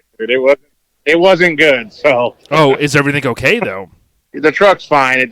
It caught me off guard, and it wasn't very pleasant when I saw it. So. Okay. Well, hopefully everything's fine and legal. Yeah, somebody modeled in the truck without asking for permission to get inside the bed of the truck. So. Yeah, some ratchet stuff. I know if that was Georgia, we could have got a seal of approval, right? Potentially, you know what I mean? Oh, absolutely. When she sat in my truck, she was like super careful. And then this year, I walk up, I see these giant shoes in the bed of my truck, going, "Oh, what the?" Yeah. Well, when Hank comes into town, he has been known to get into like full blown show vehicles at SEMA and start driving them. And they're like, "Dude, what? Dude, that's Chip Foose's car." You know what I mean? It'd be nice to see Hank back on the West Coast again. So there is a rumor that he's flying in and he needs the keys to a car because he's going to some bunny ranch or something. He said it was an animal farm or something, but he said there's like there he said something about Tiffany and Sabra and all kinds of like different women's names. I was like, those don't sound like animals, so I don't know. I bet they'd be animals. Oh man. Rest in peace to the guy that owned the bunny ranch. I forget his name, but Hank and him apparently go way back. Hank apparently gave him the idea, but I don't want to get involved in that. Yeah, for sure. But so how cool? Listen, tip of the cap is if Tom's there. Tom, what's up, dude? And it's cool that Tom is in. Like when Biggie said, in the limelight because I rhyme tight and to get paid, blow up like and we can't say that part. But Tom's got limelight. That was on the cover of Tailgate. So it's cool that you guys are able to go out and, again, showcase these awesome trucks, man. Yeah, it's a lot of fun, and Tom, he's standing right next to me. He's actually having a good time talking about that truck and, letting people know about the history on it and whatnot, too. So. Yep. Now, logistically, though, because I kind of want people to know, they don't, this is kind of behind the scenes a little bit. When you guys roll into town with those trucks, do you have to find a place to park the rig? You drive them in town, and then now if you're going to stay for SEMA, you have to put them up. Is that how that all works? Well, Tom, we brought him in on open trailers this time. I'm actually heading back to Phoenix tonight. Okay. And coming back on Friday. But, Tom can tell you what he's going to do with his. I mean, they get to sit on a trailer. Yep. And you got to be careful because I have heard in the past, not trailers with stuff on them, but trailers and things like that. There's crazy stuff that happens with stuff out there. But, I mean, logistically, you're able to cruise around a little bit in Vegas, right? When you put the truck up, was that kind of a good feeling? When we got here, people started parking over by Hogs and Heifers, so we didn't get to cruise the trucks much. But I did want to cruise around, but time just wasn't on our side last night. So. Oh yeah. So listen, the other thing, last night again was a great feeling. It had to have been a good vibe, right? I saw a lot of different people up there. Jody Hall wasn't able to make it. I know John from Drop 'Em Where was there, and Eddie introduced Ernie. But the vibe on the ground seemed like it was, I could hear some of it. And Shannon was there. A huge shout out to Freaks of Nature for doing the 14th annual SEMA kickoff. But you probably had your arms crossed, just smiling ear to ear, going, dude, this is a great place to be on a Monday night. It really was. And, to get invited out again, it was, I felt honored for that, And Tom made it happen for me. So that's great. Now, I did want to also mention, since we last talked, I believe it was, your feature did run in street trucks, so I want to give tip of the cap. There's not a lot of trucks that can stand the test of time and, be featured 20 years later. And again, rest in peace, Eric Coleman, like we always say. But it also takes a big effort to, one, maintain a truck like that, get it back on the road, which, again, you talked a little bit about that, but also to take it to shows like you and Tom have been doing with your individual trucks. That's a huge effort. And, again, I want people to know, like, guys like you, we appreciate.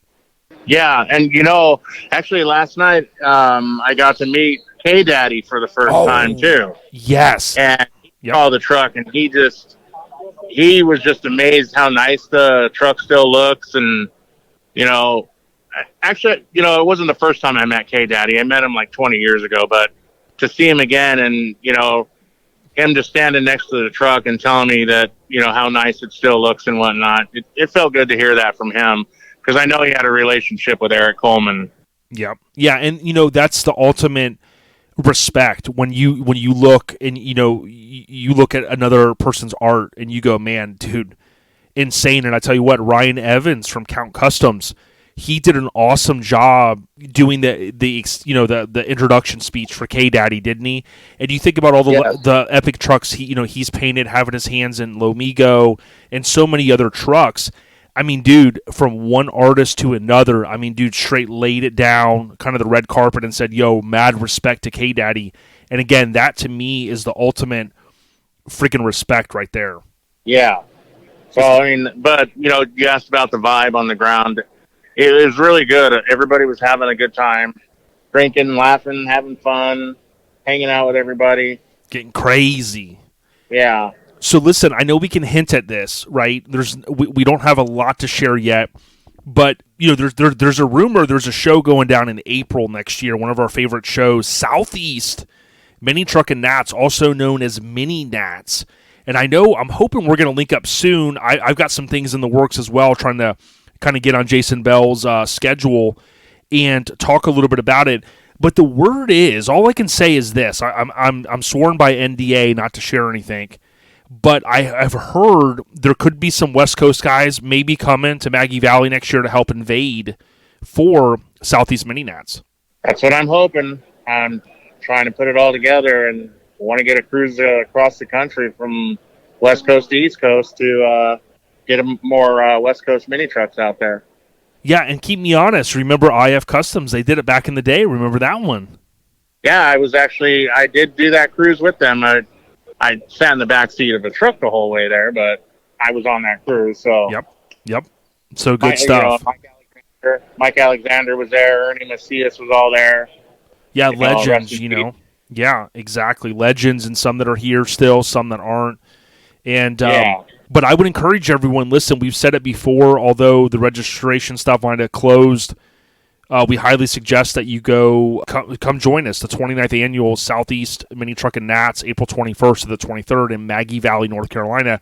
You can fly in, right, or you can cruise in. Again, there's some things in the works. Joey's going to share more soon. But, dude, I mean, Joey, you've said this before, you and Tom as well, and even the real life Hank, just being there. Is it great to have a truck there? Sure.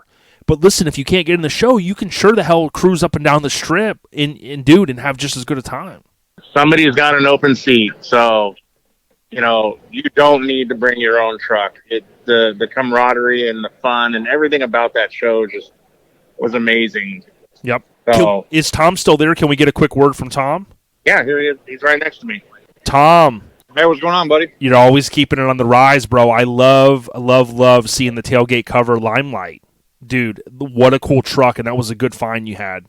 Yeah, I'm pretty excited to have that one. It's a real fun truck. It's a truck I could hop in and drive, which is nice. A little different than Far From Losing, but I see what you did there. Hop in and drive, kind of hop in one corner, wink, wink. You know what I'm saying? Yeah. That thing was shooting in the air, that's for sure. Yeah, and keep me honest, Far From Losing has been on, is it 1 or 2 shirts recently? Well, I think we're going on. We got 2 for sure right now, and I think there might be 1 or 2 coming out. I'm currently wearing right now for Mini Nats. I heard you guys talking about Mini Nats and how much fun and what an epic show that is, and it was a great show for me and Joey and our trucks, and Far From Losing was a great time with Far From Losing, being able to cruise on a strip. But what a great show! Yeah, we had a good time. Yeah, and Jeremy hanging out the window. Yeah, dude, he's bro. Honestly, he looks identical to Hank. I guarantee if they went on Maury and they could find Hank's dad, I'm thinking they're related, dude. Let's be honest. There's something going on. Absolutely. So yeah, Maury can't trick us at the very end. He's going to go, you are the father, and it's like, yeah, we knew it. Yeah. You didn't have to trick us, Maury. But Tom, listen, I appreciate you guys taking a minute. And, I want you guys to know that we appreciate you guys taking these trucks across the country. Again, like I told Joey earlier, and this, we've really preached this, it takes a lot to maintain them, to get them there, the fuel, all that stuff is expensive. But, we appreciate what you guys have been doing to keep these iconic trucks alive. It's a job in itself, but, these things are part of history. It's part of mini truck history, what we grew up on, and why we're still in this scene, a lot of us. And so we got to keep these trucks alive. And if you buy or build or however, it's good to take these trucks out and show them to people that's never seen them, show them to the younger guys to get them involved. Yeah, I love it, dude. What a great message. I'll wind it down with Joey here, and then we'll wrap it up. But I appreciate you guys taking a minute to stop there and talk in our ear, brother. Absolutely. And Joey, dude, listen, I know you got to peel away and kind of get back and do your thing. But, dude, I tell you what, that life balance that you have, I call it that mini truck life balance, right? It's maintaining the bills and doing the normal job and being able to do the stuff you love. And like I said, I'm happy for you. You got the truck. You're seeing a lot of success. But you're also kind of living your dreams, man. And I think that's really what the mini truck scene's about. Do what you love. Not everybody's got the same truck or the same budget. But surely everybody can get out there and have a damn good time. Yeah, absolutely. I mean, myself, I just came out for the night, and I try to tell people all the time, just get out there. If you can't take your truck, don't take it. Go out there and meet the people that, have kept the scene alive. And you just have more fun even without your truck. Yeah. I mean, you got to network with people. I'm telling you, everybody that comes over to the OLP booth, especially at Mini Nats, Lone Star Throwdown, Scraping the Coast, all these shows, dude, they become family. We hang out. We say, dude, pull your chairs up. You know what I'm saying? Let's chill. Let's do the damn thing. And it's not about, it's like Pac said one time, it's not about East or West. It's just about getting out there and having a damn good time, and we can all do our little part. But listen, I hope that you enjoy the rest of your evening. I know you got to get back, and we'll link up maybe very soon to talk about some other stuff, including, all the other great stuff that you and the Tom and Joey show that you guys always have going on, bro. Right? I wouldn't have asked for anybody better to, cruise across the country with, show my truck next to. I mean, you take a look at. I mean, maybe Georgia, but we're not. Yeah. Okay. Yeah. Well, I'd have to get somebody else's permission. Right, exactly. Hank. For that Hank. one. Yeah. But you see Relaxed Taco and Limelight sitting next to each other, and they just match up really well. So, like Biggie said, in the Limelight because I rhyme tight. Time to get paid. Blow up like the boom, boom, boom. We can't say that, exactly. But, dude, in all seriousness, man, like I'm super excited about next April. We're gonna have some stuff to share, and I think at the end of the day, if you guys are new listeners, if you're longtime listeners, follow us, subscribe, check out our YouTube channel. But listen, just know the scene is huge, and East to West is representing. You got new minis out there at SEMA. You got other guys that I mentioned earlier, and Joey and Tom, or Tom and Joey. They're out there doing the damn thing and partnering up with Shannon and getting out there to the Hogs and Heifers last night. So again, thank you guys, man. Minis on the rise, brother. My brother, listen, be safe getting back to your home state, and we'll talk soon, Joey. Sounds good. All right, we're going to continue our coverage here of SEMA 2022. Hey, really appreciate you guys taking the time, and thanks so much, guys. Very fun kind of catching up with Tom and Joey, and we're excited about Mini Nats for next year. Hope to see you guys out there in April. The Scene Updates is brought to you by our family at Garage Gear Clothing. You often hear us talk about a lot of different brands, but the one unique thing about Garage Gear Clothing is they offer free shipping in the US of A. Hit up garagegearclothing.com whether you're looking for kids apparel, the women's with the ladies stuff that they have, and then also they did launch a new shirt, sure to be one of their top sellers, garagegearclothing.com. The holidays are upon us. So if you're looking to save a little bit of money to put some extra fuel in your vehicle, hit up garagegearclothing.com. Again, free shipping, and that is a rarity these days from a small business like Garage Gear Clothing. So next, the Key Show updates. So here's what I wanted to reinforce with the Key Show updates. We do have a couple of shows coming up. So a week from now, I know the fam has been doing a great job promoting this one, Layin' at the Lake. That's Layin, Layin' at the Lake. That is the 11th, 12th, 13th. They're on Instagram, Layin' at the Lake, just how it sounds, and layinathelake.com. I think their pre-registration was wrapping up. I saw they did a great job continuing to promote it. The venue is awesome. Spectating, I know Friday is going to be 12 to 5, Saturdays all day for the most part, Sunday as well. And they do have, I think, the day of registration, which is kind of becoming a rarity these days. Pre-reg is 30, day of show is 40, so very, very fair pricing. Salmon Lake Park in Grapeland, Texas. Love their website. They've done a great job continuing year over year to improve, all aspects of everything they're doing. So big ups to the kinfolk there.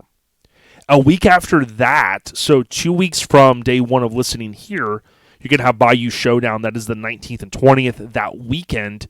That's in Slidell, Louisiana. Big ups to Sean Randall and all of the folks that are tied to that one.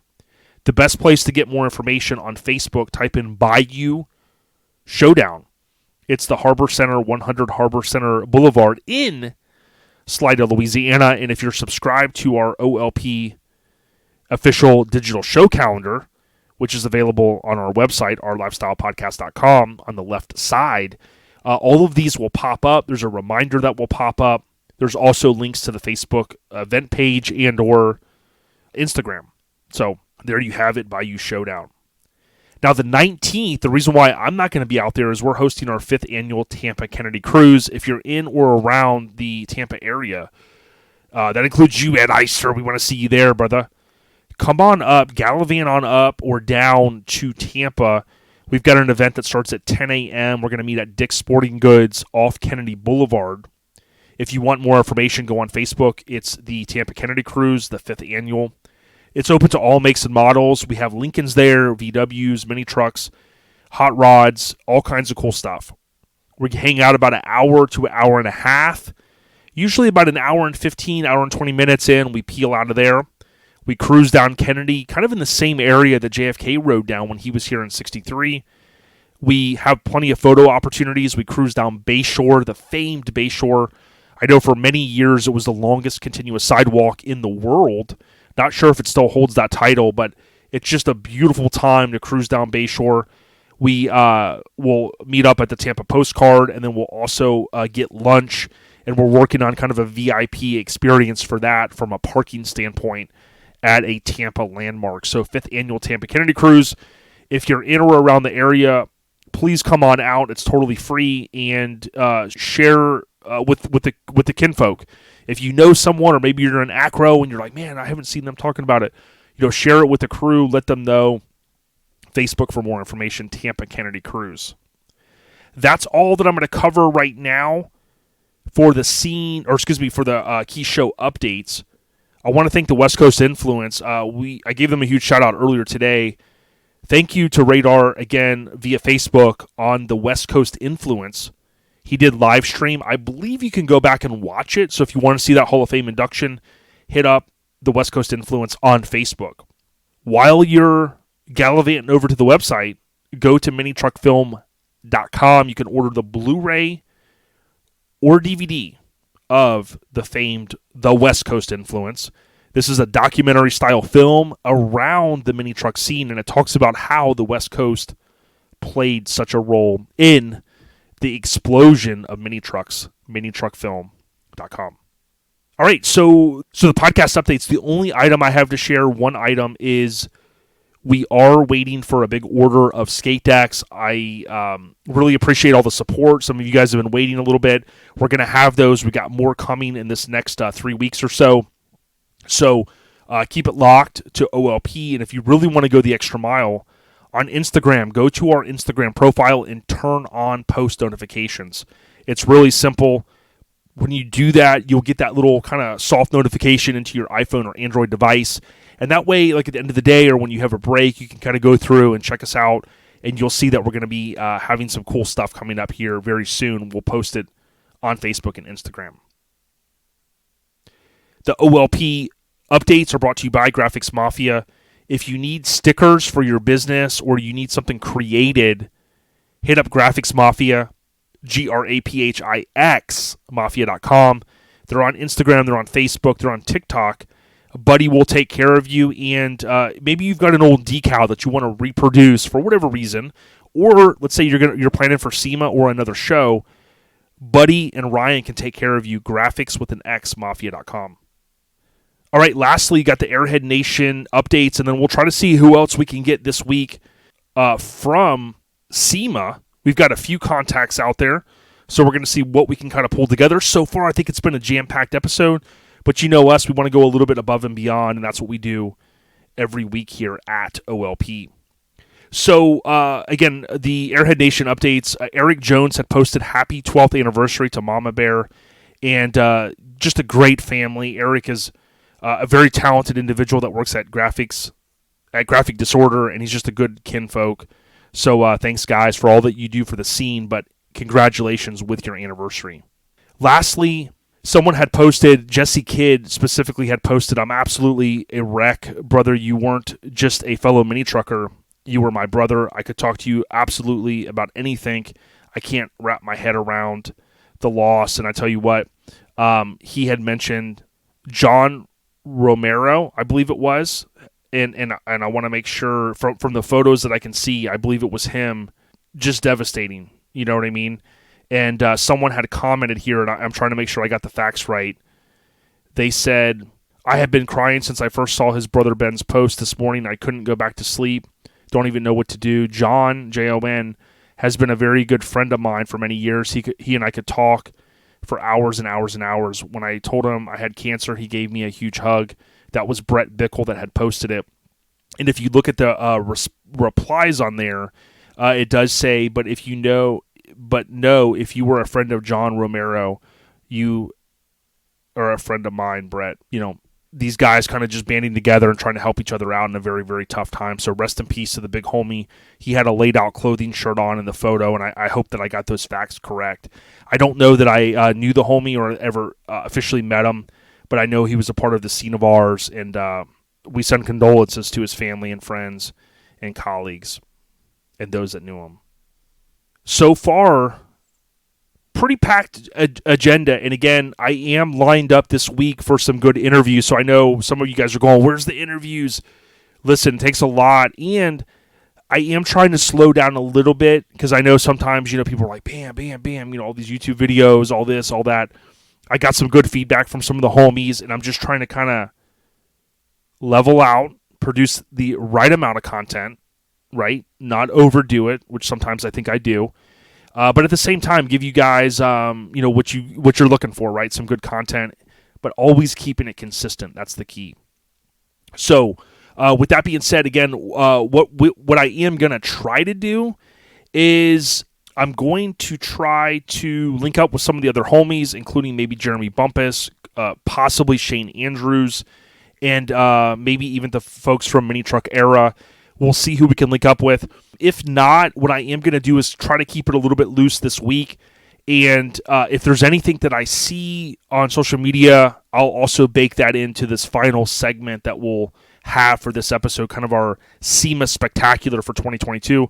There's a lot of good people out there. There's a lot of, the Kindigs and just all these big shops and stuff. And I just love seeing all the success and all of the focus on this awesome scene of ours, including the hot rod scene, really the culture of hot rods and cars in general. It's huge. And we wouldn't be where we are. We wouldn't be doing a podcast if it wasn't for a piece of that, which is Mini Truckin'. So thank you guys so much for always coming back and rocking with us. And again, stick with us. We got more to talk about throughout the rest of this episode. We'll see how many more folks we can get on the phone. Stay on the rise. And if you talk to Hank, don't do what he says. We out you. Stay tuned.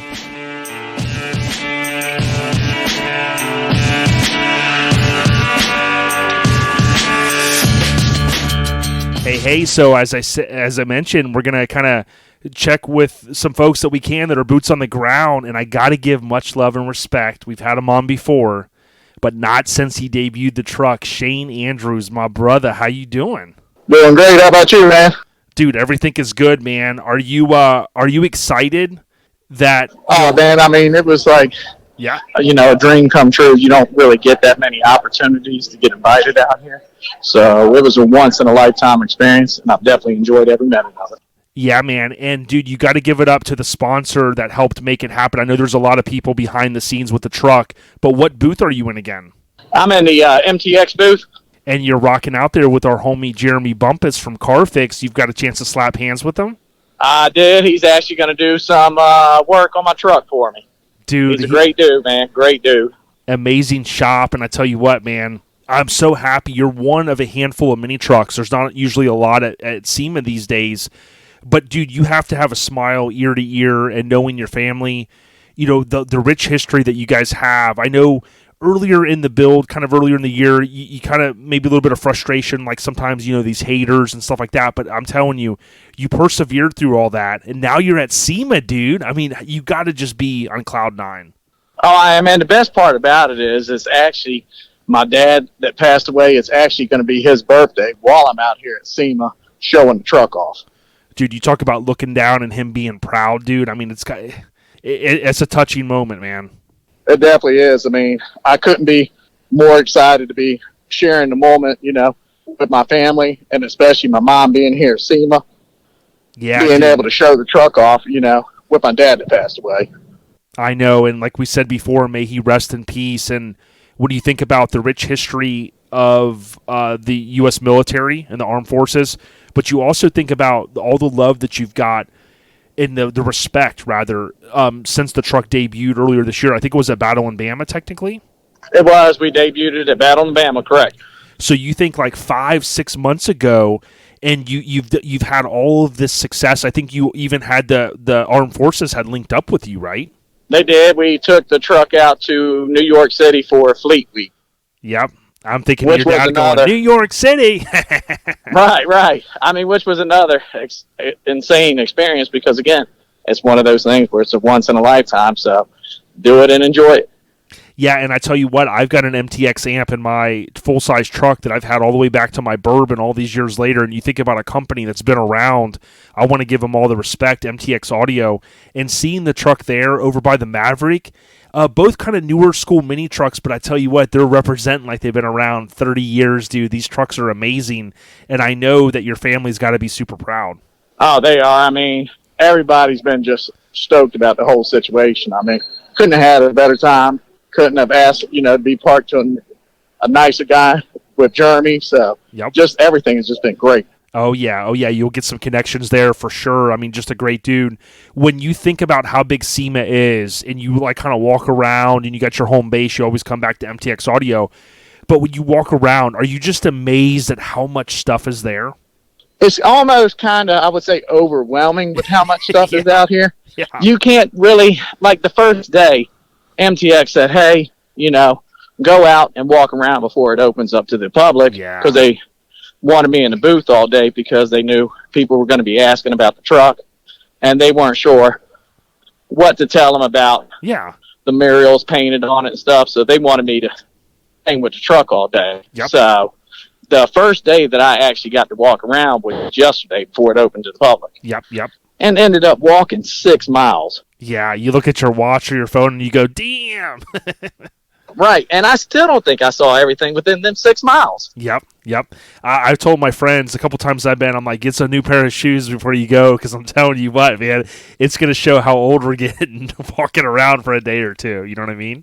Definitely. I mean, that's how my sister was. She got a new pair of shoes, and she was like, after the second day, she's going, yeah, I think I broke my shoes in, because she thought, getting a new pair of shoes was probably not the brightest idea coming out here. I'm probably going to rub some blisters in my feet.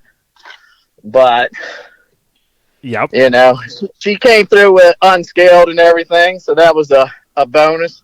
But, I mean, it's just crazy. You don't realize how big the Las Vegas Convention Center is until you start walking around it. I mean, it's huge.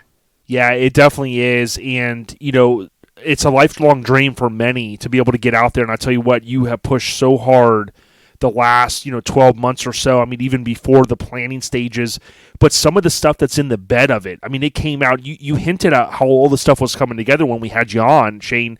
But dude, like to see the inside of the bed with the bullets and all that, I mean, you just got to have people like smiling and also people that are just like, hey, salute, man.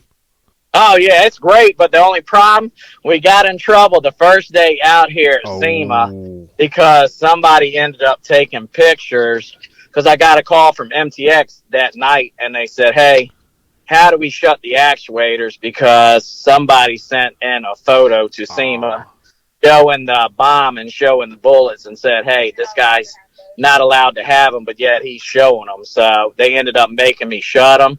But I think Friday, from what they said, screw it, let's just go ahead and open it and let's show it off.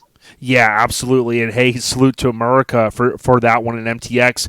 And the good thing is you had that thought in mind to be able to do it so that you could do that if you had to. So that would have been crazy if they're like, well, this can't be in here. But we know, listen, it's a patriotic thing, and we salute you, man. I appreciate it, man. I definitely do. Listen, I know you. This is really quick. You made this amazing tour. I think you were at Dropped Out recently. You won Best Paint, if I remember correctly. Correct. Yep. That was my last show, I believe, before I came to SEMA, was Dropped Out, because I'm actually traveling with Walker's Trophy from Dropped Out, and I actually took it on Route 66 and took a picture of it. I put the trophy on the ground just for him on Route 66 and took a picture of it sitting out there for him. Dude, the foresight, man. This award better be very special to you and go in the front of your trophy case, because I've hauled it to several states for you. hey, where's the fee at, right? No, that's fantastic. Listen, give another shout out to your fam and any couple maybe sponsors or good kinfolk that you want, because I tell you what, man, this truck is a special one. It's going to go down in history for sure. I mean, I can't thank everybody in the scene, for being so supportive and everything. I mean, everybody's been great. I mean, it's been a phenomenal year this year with every show that I've gone to. Everywhere that I've been, the feedback that I've got, I've just enjoyed everything that I've done with the truck this year. My family, I can't thank them enough for pushing me even when I've been tired, where I'm like, hey, I need a break. I can't thank them enough for pushing me, because just the reaction on people's face, like when we were in Maggie Valley for Showdown in the Valley, this lady came up to me and started crying, thanking me for showing the truck and how she found out that it was going to be there, that she just had to make the trip out there to see the truck. how much it meant to her because her grandfather was Navy veteran and ended up passing away. And she didn't realize how emotional she was going to get until she seen the truck. So just little things like that, it means the world to you. And it's like, okay, well, I just got to keep pushing myself and showing the truck because seeing how emotional people and how much it means to them to see that truck. Yeah. And so that to me is worth it more than anything. Yeah, and doing it for the right reasons and stuff, it makes it easy once you get over that little first hump of some of the haters and some of the stuff. You just go, you know what? Let's grass past them. Let's keep the pedal stomped, and that's what you've done. And all that positivity is coming forward. And again, it brings you to experiences like what you're in now. Where you're like, dude, we're in Vegas. We're doing the damn thing. Last thing, give a shout out to your painter, dude. Again, because I know just above and beyond.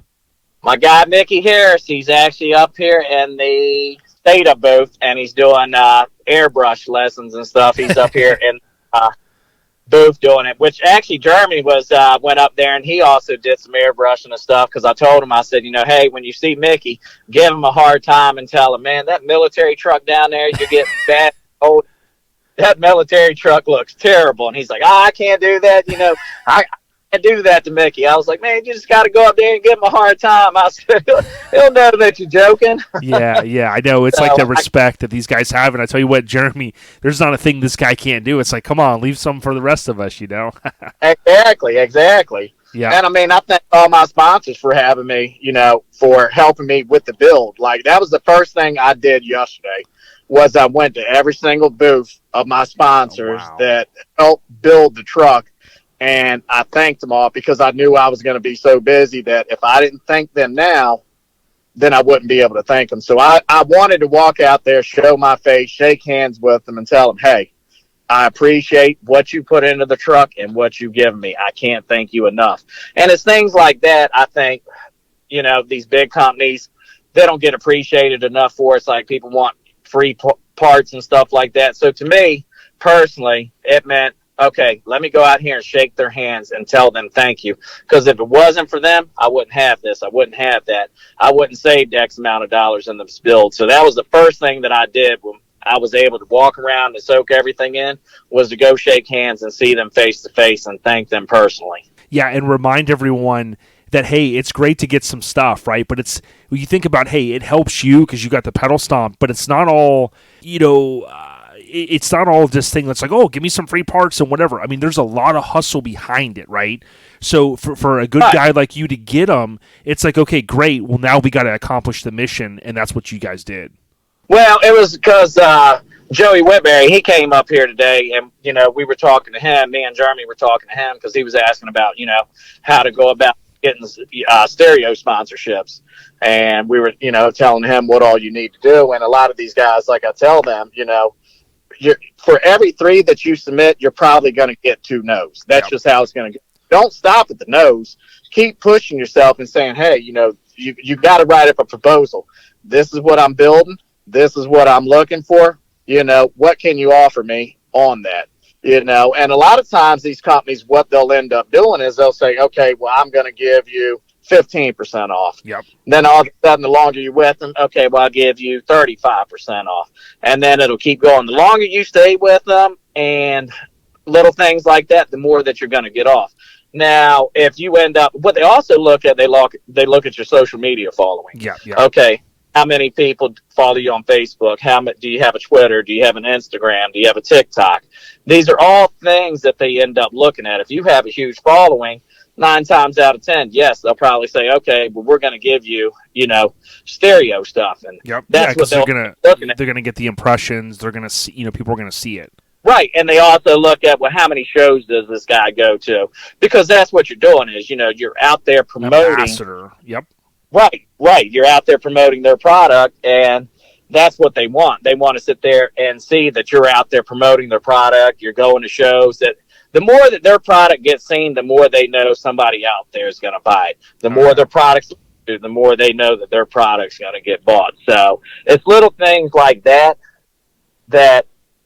the sponsors, that's what they end up looking for. So that's just little things that I tell people, you have to look at stuff like that of, for every no that you get, you're going to get one yes. So just keep on pushing and keep on trying. You'll eventually get there. And you might have $200,000 in your bank account, but yet you don't want to spend all that $200,000 that you want to get sponsorships for. You never know. And a lot of people, that's what they get mad at, because they'll be like, oh, well, he really don't need the sponsorship. So-and-so don't need the sponsorship. They can afford it themselves, but why do they have sponsorships? Yep. Yeah, because they're going to have a big following sometimes. Maybe they built 4 or 5, like you're building these relationships now. It's going to help you potentially, dare I say, on another build down the road, right? But that's what you want to do. You want to ratchet up and build those relationships. Exactly. And like I tell people a lot of times too, like if you're going out there trying to get sponsorships, you can't be posting dirty stuff on your Facebook or Instagram, because now you become an ambassador for these companies. So your friends can't be posting dirty memes or nasty jokes and stuff. And stirring up shit. You now have that following where people start looking at stuff and they're like, well, this guy, he goes to a lot of shows, but he's kind of silly and posts a lot of dirty stuff. So they tend to look at that. Yep. Well, that's what Hank, from Hammered Weekend, where like he wants everything free, but he posts some filthy stuff, and we've tried to tell him, dude, he's got to calm down, man. You know what I'm saying? Exactly. Hank Norris, if you want to get one thing, just, play by the rules. But in all seriousness, dude, like, super stoked for you. You're on this amazing run. And I may have missed it, I don't think I did. Do we ever think we'll get the Nissan paired up with Plain Jane one day for a photo shoot? I'm definitely open to it. Whenever we can get together, I'm definitely available, and I'm all for it. So, when everybody lines it up and tells me when we can get it done, I'm all for it. Dude, I love it, man. Well, listen, we're going to keep following Shane Andrews with an S on Facebook. You can check him out, Shane_Andrews_ on Instagram. I think this is going to be the last we hear of this truck. We're looking forward as we kind of move into the new year, seeing it in the next show season. But like I said, dude, thank you so much for taking it and representing, kind of being ambassador right now for our scene. Keep doing what you do, Shane. Any last words? Like I said, I just want to thank, you for having me on. I want to thank everybody in the scene for supporting me, and I want to thank my family. And like I said, I couldn't ask for a better support system. It's been fabulous. I can't thank you guys enough. We'll go get you guys some food, kick back, and relax a little bit and enjoy the rest of the week at SEMA. And we'll talk to you soon, Shane. All right, I appreciate it, brother. Peace. Hey, we're continuing our coverage here at SEMA 2022, and we got Carl, no stranger to OLP, with Luvzilla. Carl, you enjoying your time out there in Vegas? It's been pretty incredible, even better than I could have imagined. It's my first and only trip here, and I told myself I would go one year, but only when I had something to show, and we're out here with Luvzilla, just having a great time. There's some really, really cool stuff out here.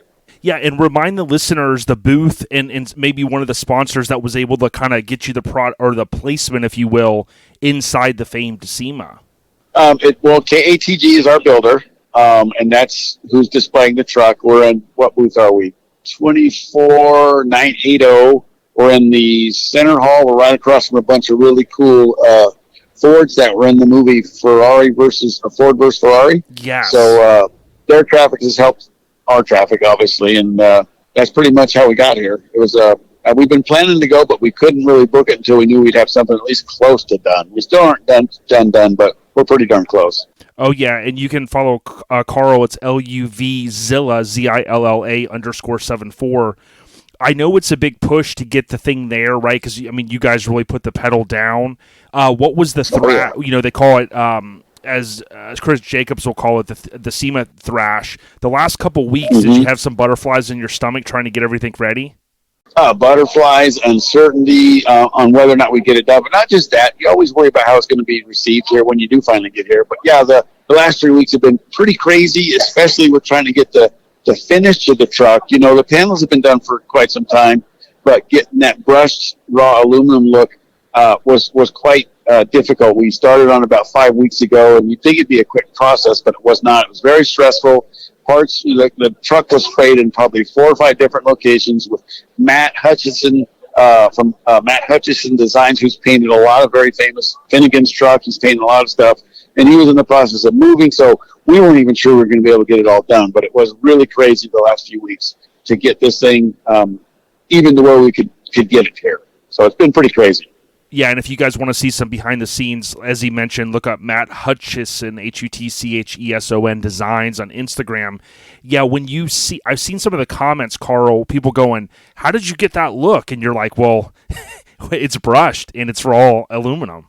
Yeah, people are blown away. They just can't fathom that. I don't know how many people come up and said, this is a wrap. I said, no, it's not a wrap. It's real aluminum. And then they're blown away that somebody made this little whole, Chevy Love thing out of aluminum, because that's not easy to do. We've talked about this before. I went to the top shops in the country, at least the supposed top shops, and they don't want to work with aluminum because it's very difficult. And Adam and the guys at ATG just took it on with no problem and have been killing it.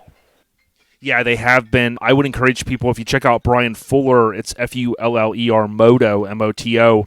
We had Brian on my Lincoln Addict podcast, and he did a video, so look at his feed and look at those reels. He did a very cool video of Carl's Luvzilla, and it just really came out awesome, and it kind of shows some of the detail. Besides the is it a wrap, what's the other kind of buzz that you're hearing from passer goers and kind of show goers and enthusiasts there? So always the next question is, what motor is that?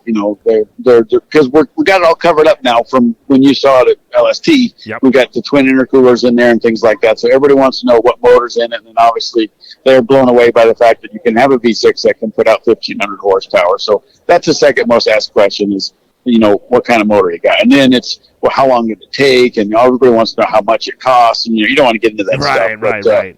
Anyway, those are the common questions, and I'm shocked, believe it or not, the older crowd really digs this, and I mean older than me.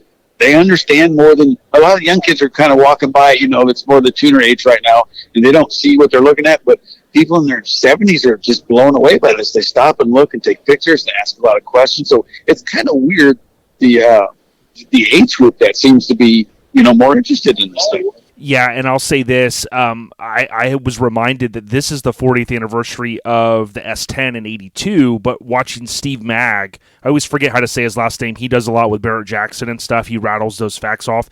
But he had reminded me recently, Carl, that LUV was for light utility vehicle, as you and I both know. And to your point, the old school guys, that are maybe getting up there a little bit in age, they remember that era, in the 70s with the craziness of the gas prices, kind of like we're getting into now, and when those light utility vehicles started coming out. Exactly. And I've noticed, I think you're talking about Steve Bagnante. Yes. The guy you're talking about. He yes. knows everything. The guy's a walking encyclopedia of every car ever made. Yeah.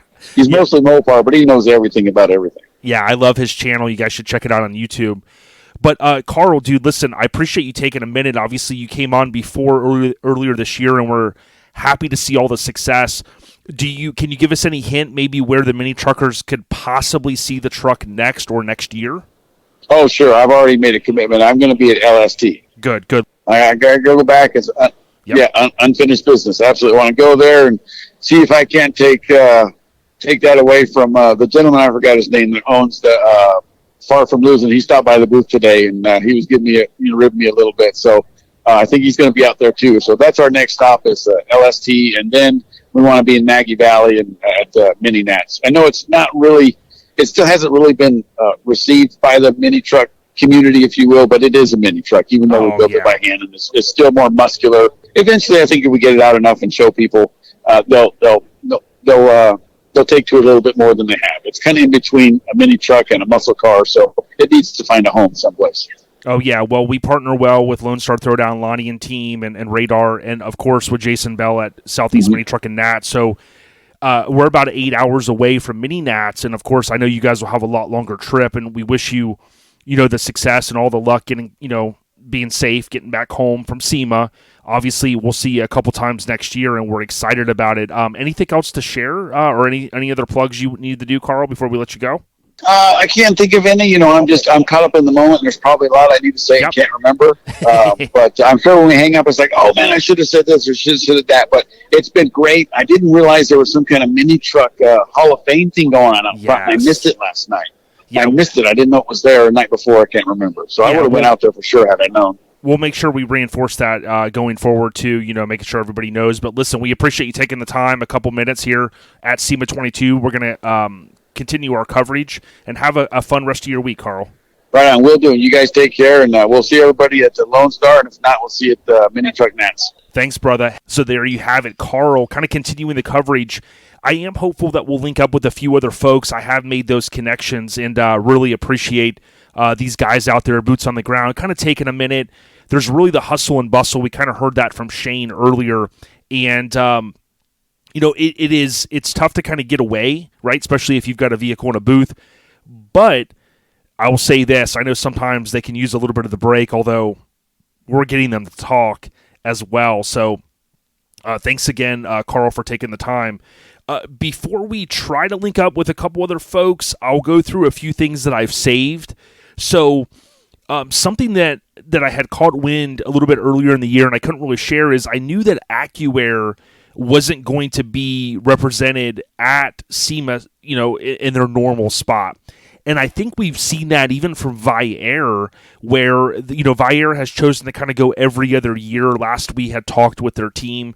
And I think that's something that's key, because if you think about a lot of these companies maybe don't have something brand new to share every year. Now, they can certainly showcase their awesome products on all of these badass vehicles, don't get me wrong. But, I sometimes, as just kind of an enthusiast on the outside, I always wonder, is there the ROI, the return on investment for all of these companies going there each year? Now, certainly, for the listeners out there that are business owners, you guys know how important having those tax write-offs are. So I do think with a lot of companies, whatever that cost is to not only have the booth and have the power and all of that stuff there, all of that stuff gets tacked on an extra charge, all of the shipping stuff in and whatnot, but also having your team there. And I know AccuAir, as an example, being one of our key partners, they would then leave SEMA, and then they would go to Dino's Get Down, which I mentioned earlier, and you start to go, wow, look at that cost, right? Look at, having the employees out there, the lodging, the food, and all that stuff. So kind of curious to see how things go forward, although I had mentioned a little bit earlier with Ruben, we talked about, I was kind of like, what's the feeling, what's the buzz? He had reminded me, if you think back almost 15 years ago, kind of during that recession, so to speak, things down, there was the downturn, right? And I didn't go to SEMA in those years, but Ruben had reminded us that there were those years that a lot of companies just couldn't afford to go, right? Things have been good. Obviously, we had the pandemic and whatnot, but my gut feeling is that SEMA, it's not going anywhere. They're going to continue to pivot and move. We've seen these different trends now. There's a lot of it's just expanding. It's kind of like Comic-Con. Comic-Con started kind of as this narrow, event, and now Comic-Con is so much more, right? It's movies, it's fandom and all that kind of stuff. And I look at SEMA and go, they've done a great job, like with the art walk. We had Nikon recently. And I know that you guys are going to be able to listen to this, kind of the last day of SEMA. So more than likely, you're not going to be, there on Friday to maybe see anything. But like with Nick and some of these artists, they're able to go there and showcase some of their stuff. And, the artist side of it, I think, it's not really covered as much as I would like to see. And I think these guys don't all make as maybe much money as these high-end builders and stuff. So it's really cool, in my opinion, that SEMA kind of works with them, and they give them that platform to go over there and share their art and things like that. Because, again, there are some artists that, believe me, they make tons of money, right? And they do, I think, like Max Grundy, he does all kinds of different partnerships. He even did one of the Napa catalog. It had a 66 or 67 yellow Lincoln convertible on the cover. I think that was like for their 50th or 75th anniversary. So, like, we've seen some artists really spread their wings, so to speak, and make a ton of money, but a lot of those artists, they're kind of smaller operations and whatnot. So anyways, that's a little bit of some craziness that was going on my mind kind of out throughout the week. The other thing that I noticed was Airlift. So I know last year it didn't seem like Airlift was there, but this year I did look on Airlift Performance, and like, for instance, they do they have a booth, so that was a good thing. It looks like the Zerati car is in their booth, so that's pretty cool. And then they have a lowrider, so they've got that going on. But it kind of, again, reinforces last year we were somewhat coming out of that pandemic, and then this year you fast forward and go, okay, well, a lot of us kind of feel like, boom, we're past the pandemic, everything's going to get back to normal, high gas prices, things like that. So we'll kind of see. I'll be curious to see the few companies that didn't make it this year. Do they make it back? The rumor has been that like Chevy and Ford kind of pulled out of it, and you kind of go, well, wow, man, they're the big dogs, right? I mean, they're the ones making all the hundreds of millions and billions. But is it strategic? Is social media and social media awareness more important now than spending all the money to go to SEMA? I don't know.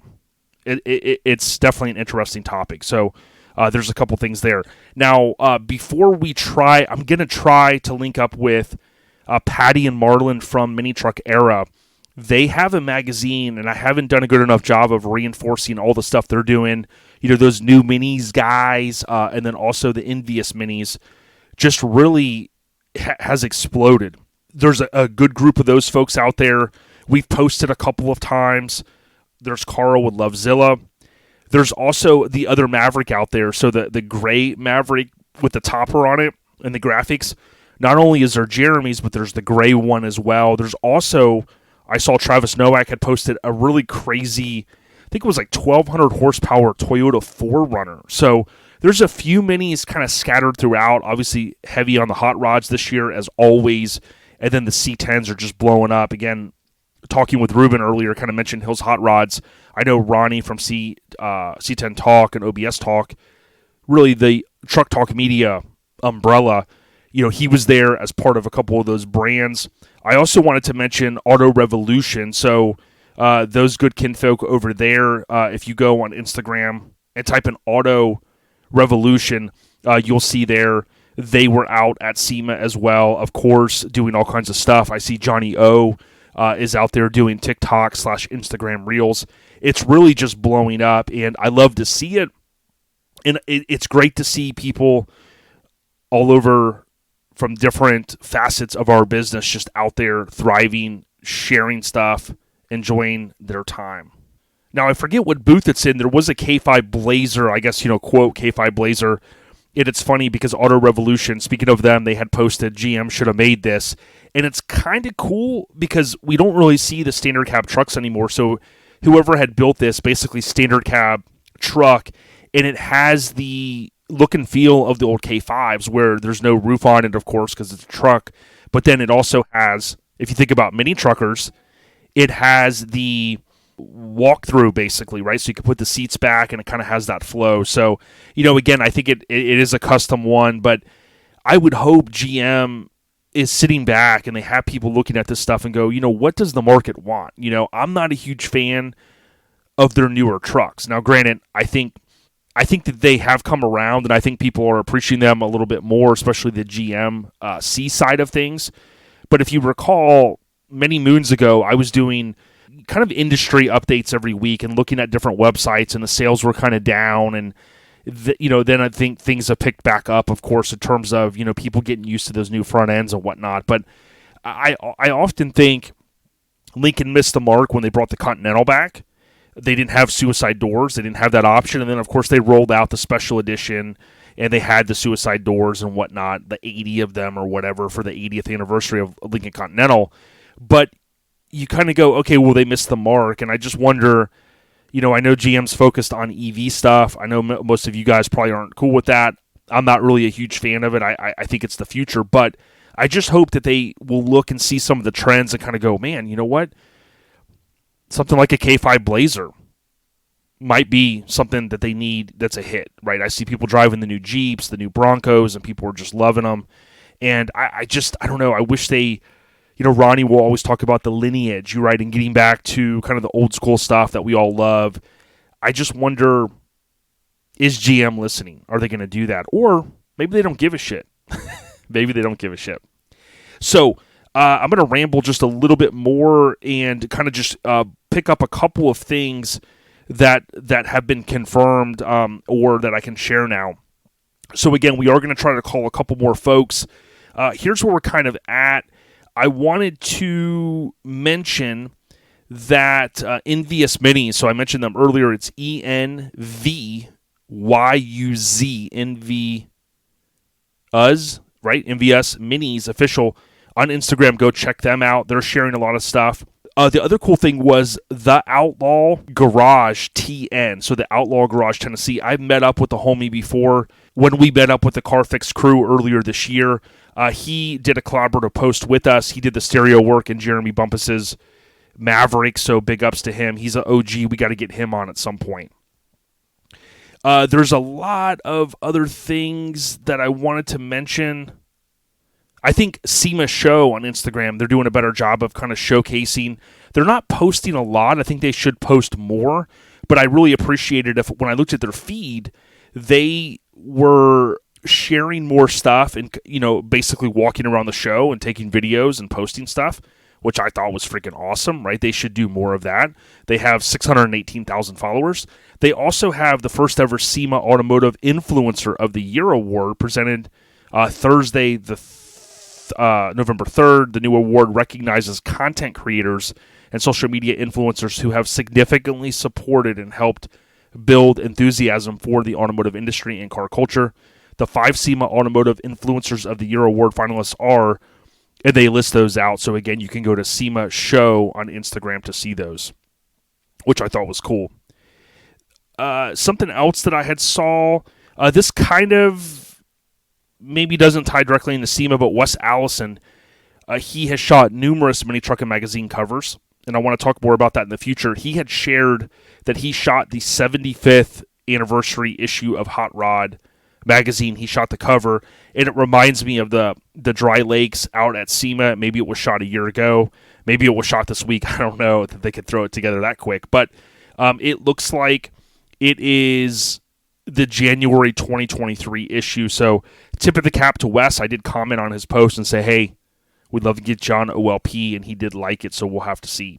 Something in addition, so earlier when you guys heard me talking to Jamie Smith from Australia, I did take out a segment there, which I was sworn to do, but the news has since broken, and Jazzy Green from Down Under, she has won the coveted award, the truck award that I had shared, and many of you had voted in. So it's SMOTY, Smutty, kind of like Smut, Truck Smut, but it's the Street Machine of the Year award, and that is in one of the magazines Down Under, which is Street Machine, I believe, technically, is the name of the magazine, and she has a badass feature in there. But big congratulations. We've had her on, and I'm telling you guys, many of you have chimed in on our Facebook post, and you're, hey, what's the Mini Truck of the Year? What's your favorite? And everybody, listen, I do the same. We think of our scope. We think of what we've been to some shows. Yeah, we saw some stuff. This truck. A lot of good engagement on that post in our Facebook group, so thank you. But I remind people all the time when they start talking about baddest mini trucks ever built, sometimes we leave off some of these Japan trucks and some of these Aussie trucks. Dude, her truck, let's be honest, it's got to be in the running. It's one of the baddest trucks built. She did almost everything on that truck herself, and I love to see her getting this recognition. She's truly someone that loves the scene and loves mini trucking, so big ups. So enough of me talking. We will potentially end this episode at any point, so just please note that. I will, again, I have a couple people on the hook that I'm supposed to talk to tonight, in addition to doing an interview that I have waited a very long time to do and to get taken care of and squared away, that will run in the next couple of weeks. So a lot of things kind of in the air. If we end it now, I think I'm very happy with what we've got so far in the can, so to speak, but stick with us. Let's see if we can pick anyone else up from SEMA 2022. Continuing our coverage, check out the hashtag SEMA and hashtag SEMA Show. Thank you to Curt, No Regrets Florida, Kirk Sullivan. He has allowed me to scan a ton of photos, and I've been sharing those little by little, so make sure you follow us on Facebook and Instagram, our Lifestyle Podcast. Of course, we're on YouTube as well. Let's keep it going. Stick with us. Let's see who we can get on the phone. Hey, so continuing our coverage, SEMA 2022, we got Jeremy Bumpus, dude. So excited for you. What's the vibe like at SEMA this year, man?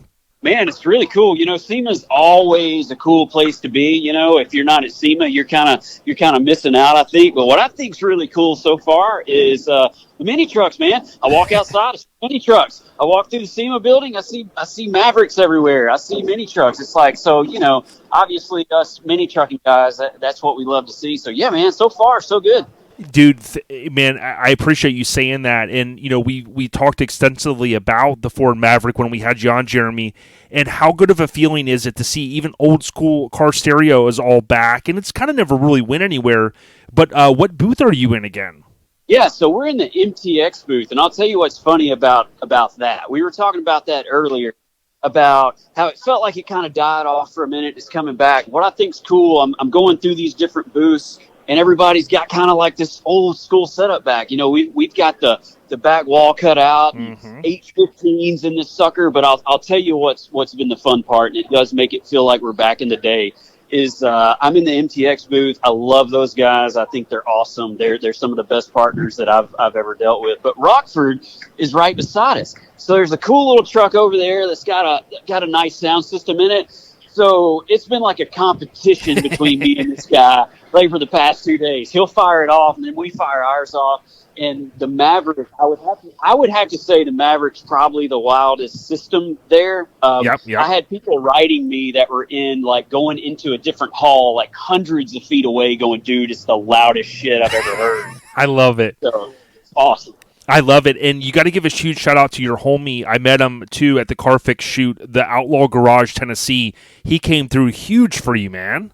Yeah, Joey, man, killed it, because we were trying to get the truck ready, and we were out filming Carfix, and I'm like, man, how am I going to get this thing ready for SEMA? Because now, we started out with 612s in the bed. Now here we are with an ARE topper on it and doing all this other stuff. So I got with Joey, and he's become like, one of my best friends now. The guy is awesome. And there's like nothing he can't do when it comes to stereo. So basically you give him an idea and he's like, hell yeah, dude, I can do that. So he knocked it out of the park. He's got one guy over there with him. And man, I'm telling you, like, if you need audio stuff, man, that is the dude to go to for sure. Yeah, real deal. And we talked to Shane earlier in the episode, and he talked about how he slapped hands with you. He's got, of course, the Nissan also in the MTX booth. And he said, yo, I got to get with Jeremy. He's going to be doing some stuff. So that's a huge thing of SEMA, as you know, is the partnerships and relationships that you build there. Absolutely, man. And, that's what I love coming for, because, we partner up with so many different people, and there's still so many people that you don't know or have never met, these companies, and we start to build these relationships here. And I think that's what SEMA is all about, man. You get to come in and see all your buddies, but the new relationships you build and the stuff you're able to do after that, dude, it's just amazing. And that's what I love about this. Hey, man, I agree, and I appreciate you taking a couple minutes. The last thing I kind of got is there any sneak peek? Will we see, and I'm trying to remember the Maverick, someone shot it, right? The photos? Yeah, so we've got the thing shot. You mean as far as like magazine coverage stuff? For the print. Yeah, there you go. Yeah. So we've shot it. It's supposed to be coming out in street trucks. Hopefully that's going to happen sometime soon. We even had a few people come by and shoot it in the booth. So I think it's going to be out. I believe like the Drive or somebody is actually doing kind of some coverage on just here at SEMA. So that'd be cool to see too. So yeah, it should still be kind of popping out there after this. Real deal. Well, listen, we always say Minis on the rise, and you're a big part of that, kind of bringing it back to the limelight.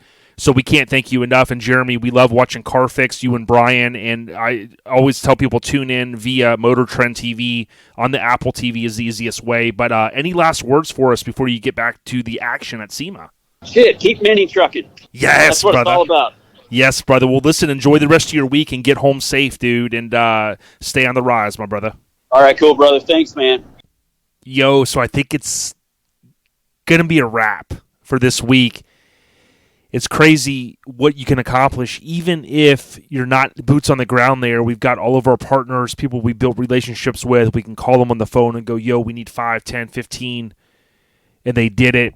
I got to thank our title sponsor, Custom Car Show Productions, including their 3 events. Of course, Bayou Showdown's going down in a couple of weeks, the weekend before Thanksgiving in Slidell, Louisiana that weekend. The event after that is going to be Orange Beach Invasion, and then, of course, Scraping the Coast again.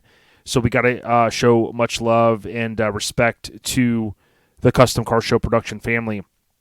I guess in closing, I got to thank everyone that took a few minutes. I mean, these guys are on their feet all day at SEMA, walking around, taking coverage, talking to people. We had a good mix of people on it. I think you guys will appreciate it. Oh, by the way, we also had Jamie from Down Under on, so I think that was a lot of fun just to kind of reinforce ECC, East Coast Cruise, Down Under in Australia. And again, that's going down as well coming up, so you heard all about that. Although we didn't get to talk to Chris from CNS Metalworks this week, we did talk to Ruben. So again, if you need parts, hit up CNS Metalworks on Facebook or Instagram. AccuAir, Vire compressors, Universal Air, pretty much anything you can get. If you need help and securing it, hit up Chris and he'll take care of you. He took care of me on the stuff I needed for the Lincoln for a lot of the parts. Not everything, but the universal tank and all that stuff. That all came through Chris, so I really appreciate that. Now, I did try to link up with Patty and Marlon from Mini Truck Era. I don't think I've done a good enough job of kind of reinforcing these awesome folks, and I want to thank them. Mini Truck, all one word, _era _magazine. They have one of the biggest mini truck pages out there other than Mini Truck and Takeover, which love his page as well. But what Mini Truck Era magazine is doing, I mean, really a lot of West Coast love that they show. They're out there with new minis and Envyuz Minis, and they're killing it. They've got a lot of good coverage, and I can't thank them enough. Now, I was texting with Patty, and we did have plans to get their audio and have it run on this one, and it just didn't work out, trying to get this one done, trying to do interviews for next week. We did agree, though, they are going to come on as key guest, her and Marlon, and I'm looking forward to that. As title guests. So again, check them out. They do have a link in their bio to magcloud.com, and you can actually buy issues. And again, a little bit different vibe that maybe you've been used to with All Time Low magazine, which, oh, by the way, we don't have that anymore. So Mini Truck Era magazine issue 8 is out, and you can buy. Here's the cool thing. They have print, which again, a little bit more expensive because print costs have went up. They have digital for half the price, or they have the one price, which is the basically the print and digital combined. But again, you got to give it up to these folks, man. They're putting their money out there and they're producing something. It's not easy. It's not cheap. They're doing it, and again, it may not be what you're used to. It is, to me, it's a really good, well put together production. Mini Truck Era _ magazine. So Mini Truck _Era _ magazine on Instagram. Big ups to the kinfolk. I'm sure I'm forgetting something. The good thing is we are a weekly podcast. If you're new, please subscribe and or follow. Hit us up on YouTube as well. And much love and respect to everybody out there. Thank you guys for all the support. And I'm telling you what, next week's going to be a great episode. Got the audio done in the can, so to speak, this week. Don't want to give away who it is yet, but I'm telling you what, maybe one of our biggest episodes ever. Stay on the rise and continue to support the scene in any way possible. We out ya.